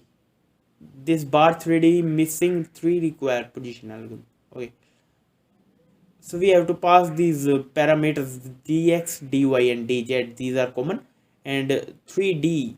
Okay, here we go. This is your 3D bar chart. This is your 3D bar chart. This is your bar chart in the 3 dimensions, and now you can view this. Like we have the 6 elements in our x array, so we get these 6 bars here, and each bar has depth. In the x-axis 10, in the y-axis 20, and in the z-axis 30. And what is this x, y, and z? Is the starting point, ending point? No, starting point, height, and width of your bar. And that is exactly that how you can plot the 3D bar charts in the Matplotlib. Too simple and fancy, but more useful. I'm repeating this. So that's how you can plot the 3D bar charts in the Matplotlib. In this video, we talked to you guys about the 3D contour plots. What is the contour plots? Why you should use contour plots in Matplotlib, and how to code it. Everything about the contour plots we'll discuss. So let's start. So contour plot. What is contour plot? The second name of the contour plot is the level plot. Okay, so this is a tool for doing the multivariate analysis and visualizing the 3D plots in the 2-dimension spaces. Okay, and what is exactly the use of these contour plots? So the contour plots are widely used to visualize the density, altitudes, or height of the mountain. Exactly, they must use also in the meteorological departments. So due to such wide, Matplotlib.pyplot module provides our function contour 3D to drawing the contour plots in Matplotlib. And this is one of the advanced topic in Matplotlib, so we discuss this. So let's code it. So import matplotlib.pyplot as PD. From matplotlib.pyplot, import style.use ggplot. These 3 lines are common in every tutorial, so we will not discuss what exactly these 3 lines are. Okay. So for the contour plots, we need 3 arrays x, y, z. So we must create the 3-dimensional surface for our contour plots. So we use pt.axis and projection is equal to 3D. And now we create the x-axis. So first we have to import numpy as np. And for the contour plots, we need 3 axes, the x, y, z. But these 3 axes are 2D array. Okay, so we cannot use 1D array for contour plots. We need 2-dimensional array, 2-dimensional numpy array. So for that we have to use numpy, so we import it as np, and now we create a equal to np.linspace -5 to 5 and 25. What is exactly this is? So a is the one-dimensional numpy array which has values in the range of -5 to 5 continuously. Similarly, b is the numpy array which has 25 values in the range of -5 to 5. And now we use x comma y equal to numpy dot mesh grade a comma b, and for that we get the two-dimensional array. So x and y is the 2D numpy array, both has the order 25 by 25, and if we use -4 comma 4 we get this also. So we use -5 comma 5. Okay, that is fine. So np dot mesh grade a comma b, this will convert your a and b numpy 1D array into two-dimensional array. You can just go and to the numpy website and just check what is the use of this numpy.meshgrade if you want to learn it in deep. Now we create the z-axis, which is numpy.sine and numpy.square root of x square comma y square. Okay, we got it. 25 by 25. So x, y, z, these three are your 2D array, and these three arrays, numpy array has the order same. Now we use this contour 3D function, and now we pass the elements, the arrays x comma y comma z. So x, y, z is the 2D array, numpy 2D array, and x comma y comma z, both these arrays has the order 25 by 25, 25 rows and 25 columns, 625 elements in the x comma y comma z numpy array, and z is the numpy array which has x square plus y square. And now we use this, and finally we use pt.show. Here we go. This is your contour plot in three-dimensional space, which is also known as the level plot, and which is used for doing some multivariate analysis. Again, I am repeating it. Okay, so this is your contour plot. We can view it from any side. You can see that we can view it from any side you can want, because Matplotlib obviously provides you a general property method for rotating, viewing your three-dimensional surface from any point. That is fine. That is how you can plot the contour plots. So z is the numpy array. First it will calculate the square of x square plus y square, and then the sine value, square root, and then sine value of this. If you know numpy, you are obviously familiar with this method. This is fine. This is your three-dimensional plot, and this is your contour plots. We can pass more values like okay, we can also make some Cmap.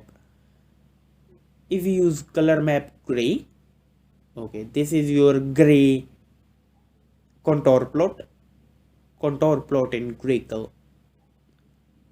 You can view it that any, okay, so that is how you can plot the 3D contour plots in Matplotlib. So in this video, we talked to you guys about the 3D wireframe plot, what is the wireframe plot, and how you can plot the 3D wireframe plots in Matplotlib. Let's start it. So to create the static, animated, and interactive visualization of the data, we use the Matplotlib module. So wireframe plot, take a grid of value and project it onto the specified 3-dimension surface, and can make the resulting 3-dimension surface more easy to visualize our code. Let's code the 3D wireframe plot in the Matplotlib. So we use import numpy as np, import matplotlib dot pyplot as pt, and from matplotlib dot pyplot import style. These lines are common in every tutorial if you have watched all of the tutorials. So we use style.use ggplot. Let's delete. Okay. So for drawing the 3D wireframe plot, we need three arrays. x comma y comma z, and the condition is x comma y comma z must be two-dimensional array. So we say a comma b equal to np dot linspace minus 5 to 5 and 25. A and B is the numpy array which has 25 elements in the range of minus 5 to 5, and A and B is the 1D array. But for the wireframe plot we need two-dimensional array. So we use np dot mesh grid a comma b, and this will convert your a comma b to the 2D array. So x and y now is the two-dimensional array with this np dot mesh grid function. So 2D array and the elements are repeating. So if you want to learn about it in detail, you can just go to the numpy website and just check for this function. Now x and y is the two-dimensional array which has order 25 by 25, and we need the third one array. So we say z is equal to np dot cos np dot square root x square minus y square. So this will go from every element x, so it will just calculate the square root of x square, each and every element x square minus y square, and then the square root of this, and then the cos value of this. And we use ax is equal to pt dot axis projection is equal to 3D, just because we want to make the wireframe plot in the 3D. And then we use ax dot plot wireframe x comma y comma z, and color is equal to red, and we use pt dot show. Save your file and run it. You can just get your 3D wireframe plot. So this is your three-dimensional wireframe plot, and obviously this z is your cos axis, numpy dot cos axis. So that's why this plot is something like the cos axis. Using the zoom to rectangle general feature here to view our wireframe plot from any side and any axis from any angle you want. That is simple. So for drawing the wireframe plot, we use the plot wireframe, the signature bar function here. We get some warnings just because we use x square minus y square. You can also change it to np.10. So this is now the something which is the 10 graph in the three-dimensional axis. Exactly, that's how you can plot the wireframe plots in the 3 dimensions. I'm again repeating that for drawing the wireframe plot we need 3 array x comma y comma z, and these 3. Okay, so we need these 3 arrays and x comma y comma z, and these 3 must be the two-dimensional array and the two-dimensional array numpy array, and obviously these must have same order. So these 3 arrays must have the same order, which is 25 by 25, 25 row and 25 column, 625 elements in these. So that's how you can plot the 3D wireframe plots in Matplotlib. This tutorial will discuss about the fill and fill between in Matplotlib. So how you can use fill and fill between in Matplotlib, and what is actually this fill and fill between. So what about if we want to fill an area between these two lines? As you can see, this is your line, and what about if we want to fill some area between this line, or fill some space with some color? So we use the axis.fill function, which is provided in our axis module of Matplotlib library, which is used to plot filled polygon. So we have 2 ways to filling, which is fill or fill between, and we will discuss these both ways. So let's start. So we say import numpy as np, import matplotlib.pyplot, from matplotlib.pyplot import style.use, and we will convert now we will create an array. So we say x equal to numpy.array, creating an array and pass the value 1, 4, 1, 4. Similarly, creating a y array, numpy array, And now we create the axis. So figure comma axis 1 is equal to pt dot subplots, and we know that this function is used for creating the axis. So we say the signature function, which is the ax1 dot fill, to fill some area, and we provide the two parameter, which is x comma y, and the face color, what exactly the color of our face. So as you can see, we get the red color, and this will fill the area between two lines. So we say pt dot plot x comma y, pt dot plot x comma y, and we provide the color, which is the green color, and the line width, let's pass the line width equal to 4. That is fine. Now as you can see that here is your line, and the area is being filled by using the red color. So this fill is used for filling the whole area. Now we will discuss the second method, which is the fill between. So the difference between fill and fill between is fill is used for filling the whole area, and fill between is used for covering a area which is provided with some conditions. Like we will not want to fill whole area, we will want to fill an area where 20 values are only there, 30 value are only there. So how you can use this? So we say a is equal to numpy dot linspace 0 to 2.31. Okay, so this is 0 to 2 pi and 50 values. So we have not imported the math module here, because obviously we just take a simple example and take the value of pi to be 3.14, and b equal to numpy dot sine of a. So this will convert each and every value to sine, and then we use fill between. So fill between is used to fill the area between two horizontal curve making some condition. So we say pt dot fill between a comma b comma 0, and we make a condition.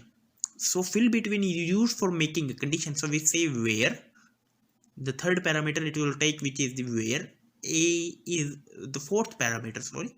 So a comma b comma 0, and where a is greater than 2 and a is less than equal to 3, and we apply the AND. So if both of the conditions are true, then it will fill the area with the green color, otherwise it will not fill the area with the green color. And finally we use pt dot plot a comma b, plotting a line a comma b, pt dot plot and pt dot show. And as you can see, here is your area, which is, this is the area where the values are in the range of 2 to 3. The value should be greater than 2, less than equal to 3. That is fine. So fill between is used for filling the area with some conditions, and fill is used for filling the whole area. Now you can see that fill, if we will use fill in this, so this will cover all area, but fill between is used for making some condition.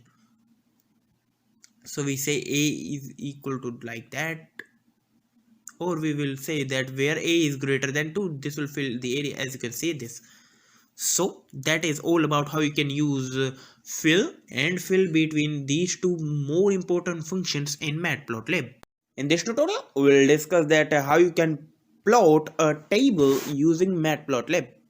So we will discuss how you can plot the table, and suppose why we have to use this, what actually we want to plot the table. So the reason is, let's say that you want to work on some dataset, maybe some dataset related to the Amazon dataset, Netflix dataset, any dataset, and we want to make some data analysis, and we will use some Python pandas library for data analysis. But we want to show some part of the table along with our scatter plot or bar chart or pie chart, that this is your pie chart and this reference to this table which has these data sets, and these are some attributes of your table. So for creating the table, we again use the matplotlib.pyplot module. So we say these lines import matplotlib.pyplot spt, from matplotlib.pyplot import style.use ggplot. These lines are common in every tutorial. So for creating a table, we need three main attributes. The first one is the row information, and the second one is the column information, and third is the data information. So obviously a table has some rows, so we just pass some row information, but actually the rows elements are what actually the column information and the data, that means the values, the strings, everything. So add table is used for creating the table, and we want to use numpy in this, so we import numpy as np, and make sure that you have installed numpy in your system using pip install numpy if you are using the okay. So with that, first we create some row information. So we say so we will use list comprehension, and we will say that for I in range of 10, and this formatted string of 5. So rows have information from 1 to 10, sorry, 0 to 9, 0 to 9, and the values are the strings. And the column information, we say that A, B, C, D, E, F, G, H, I, J, K, whatever these names are, but the condition is the length of row information should be equal to the length of column information. So in this case, 10 is the length of row information, which is equal to the column information length. Okay, and now we will say that cell information, what actually cells have. So we apply the, let's say we apply the loop, or let's say using list comprehension. So we say for I in range of 100, and now we say numpy dot random dot uniform, and in the range of 10 to 20 and 100 values. So obviously this cell information is the numpy array, which has 100 value in the range of 10 to 20, and the random values are in the range of 10 to 20. So we say cell information equal to numpy dot array, and we will reshaping it into a 10 by 10 array. And now we'll say cell information dot shape. So we get the shape which is 10, 10. So obviously first we have the cell information, which is one dimensional array, but we will reshaping it into order of 10 by 10, just because we have 10 row and 10 in columns. Just because we have 10 row and 10 columns, that's why we make the cell information to be the 100, because 10 time row, 10 row into 10 column equal to 100. And now we create the subplot. So we say figure comma axis equal to pt dot subplot, and we say import matplotlib dot table as table,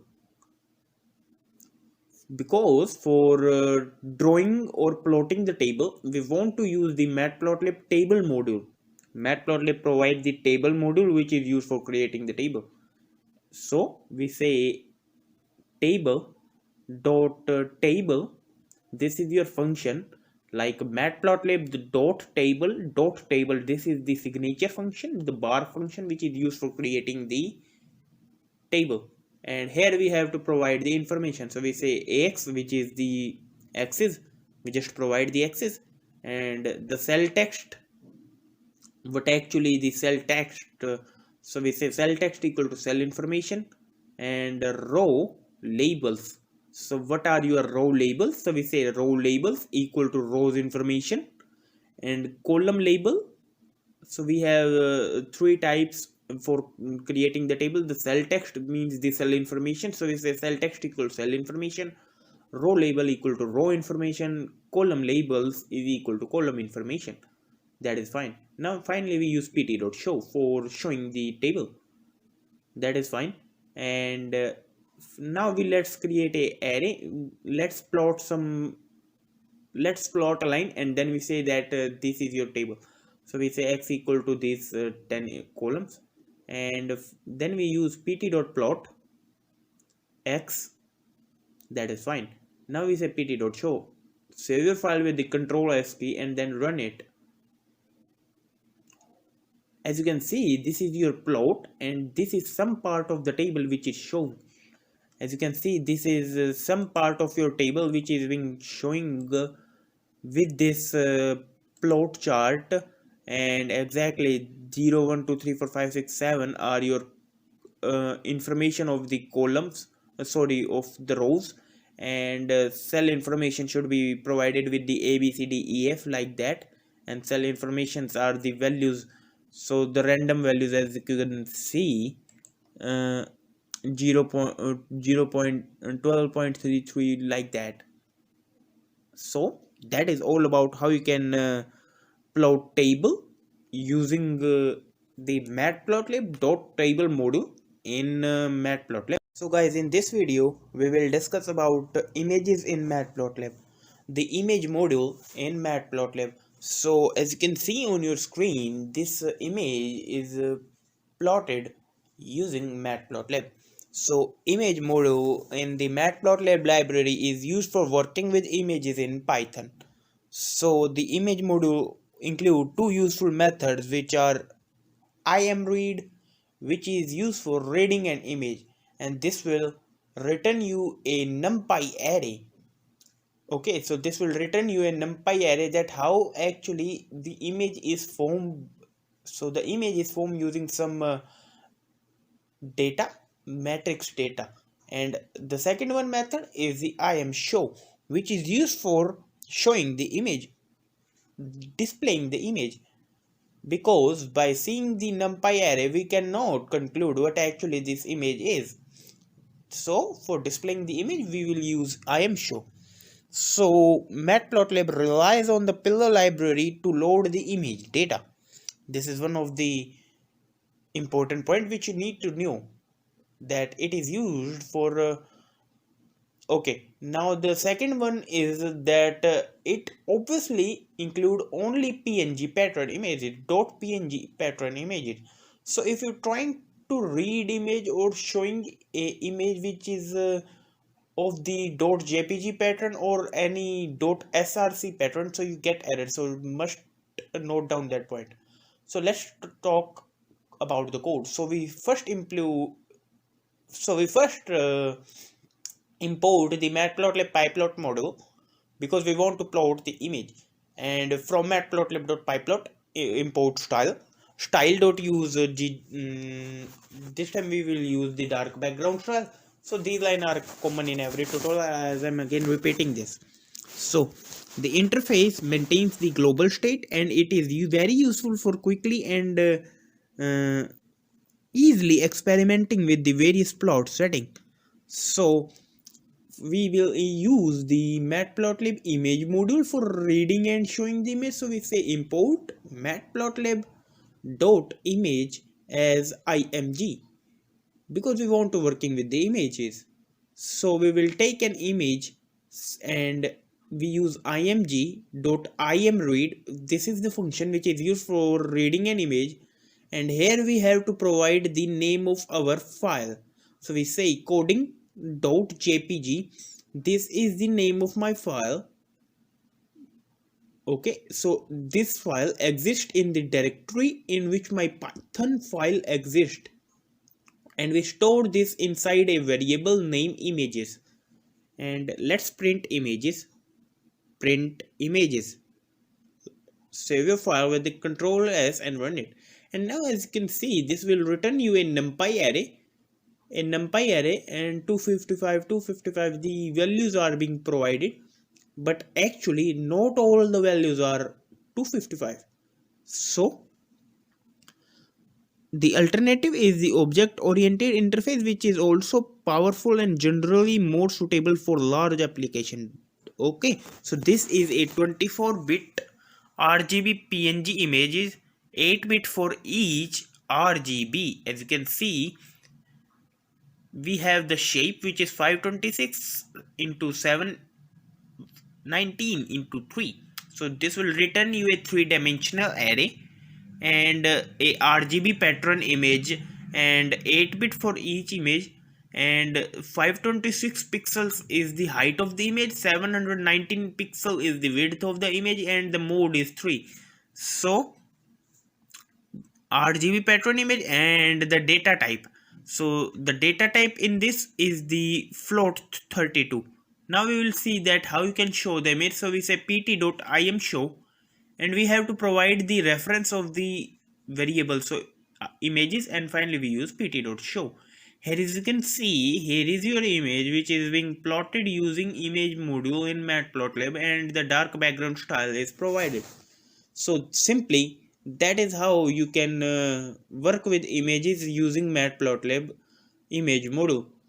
We can also create some subplot like pt.subplot 2, 2, 1. The number of row are 2 and the number of column are 1. So we'll take the first grid, the first subplot here. This is this. Okay, so each inner list represents a pixel, and here we have the RGB image and the 3 values, and we can also work with the black and white images. We will discuss about this, that how you can work with the black and white images. So this takes a RGBA pattern where A is the alpha or the transparency. So now we will define a function. So we say define a function image read which takes the reference of the image variable. So image is the parameter which we have to pass, and in this function what we're gonna do actually is provide that pt dot we say that img dot imread, and here we have to pass the image parameter here. So I'm defining a function which will read the image and which will show you a image, and finally this will return you image. Now fine. Okay, so now we define another function, or not defining a function, we say that img image read and we pass coding.jpg. So we define the function image read which is used for reading the image, and now finally we're gonna use like print i1 dot shape. As you can see, we get the shape which is 526 into 719, 3. So this is obviously used for showing the .jpg images. If you are using the latest version, then it is used for showing the .jpg images, else it is used for showing only the .png images. So here we define more and more functions like i1 equal to image read, i2 equal to this, i3 equal to this. So that is so we will create some so we create 4 to 3 subplots, and we will show how actually interesting and beautiful fancy plot this actually is.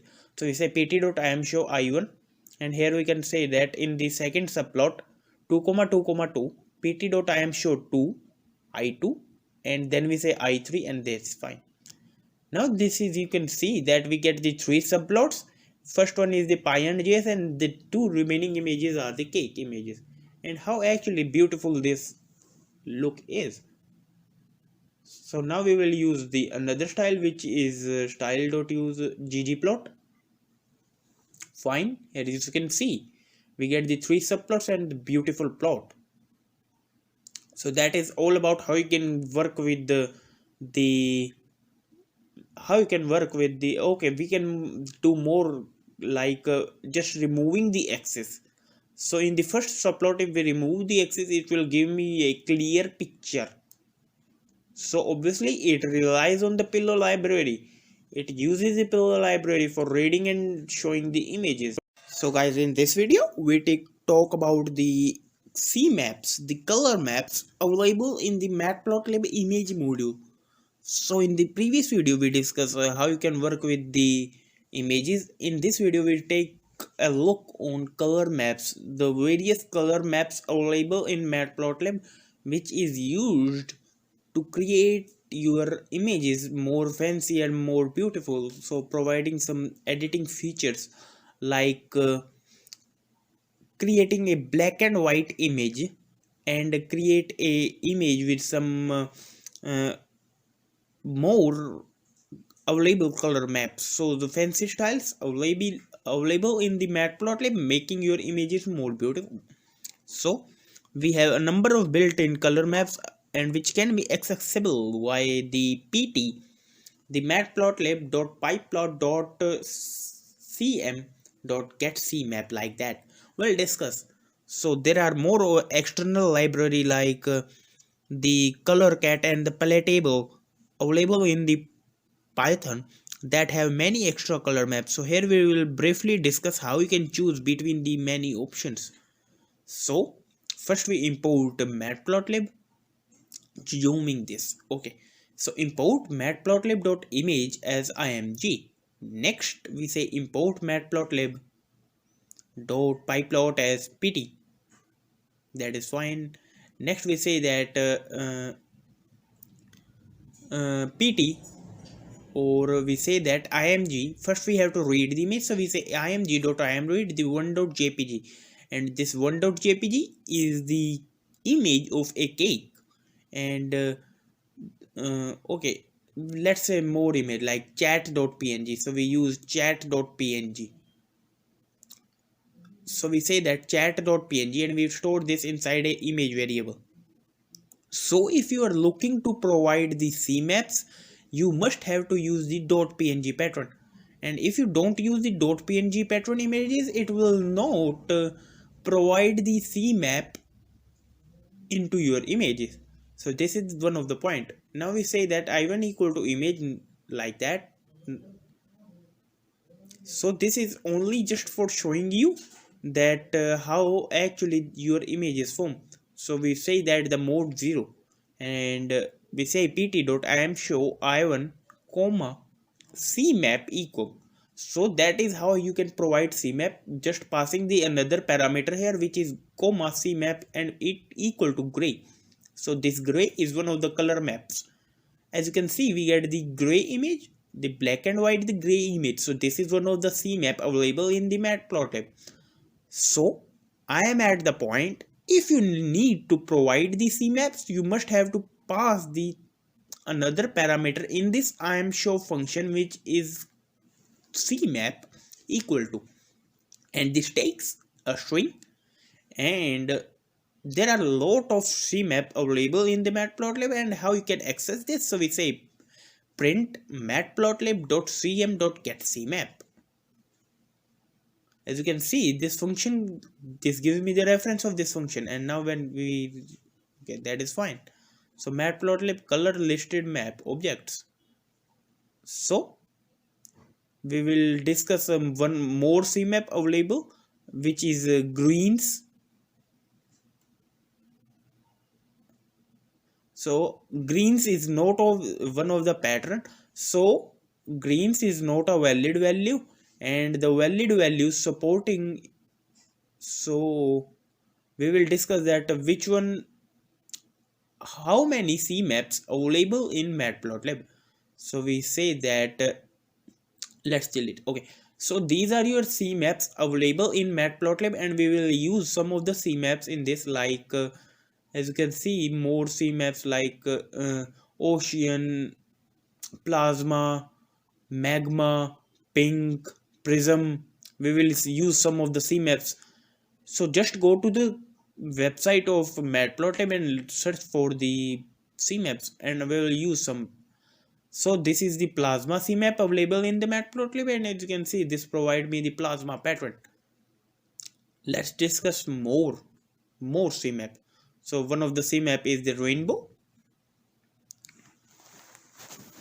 here is your rainbow pattern. So researchers have found that the human brain preserves changes in the lightness parameter as changes in the data much better than, for example, changes in the hue.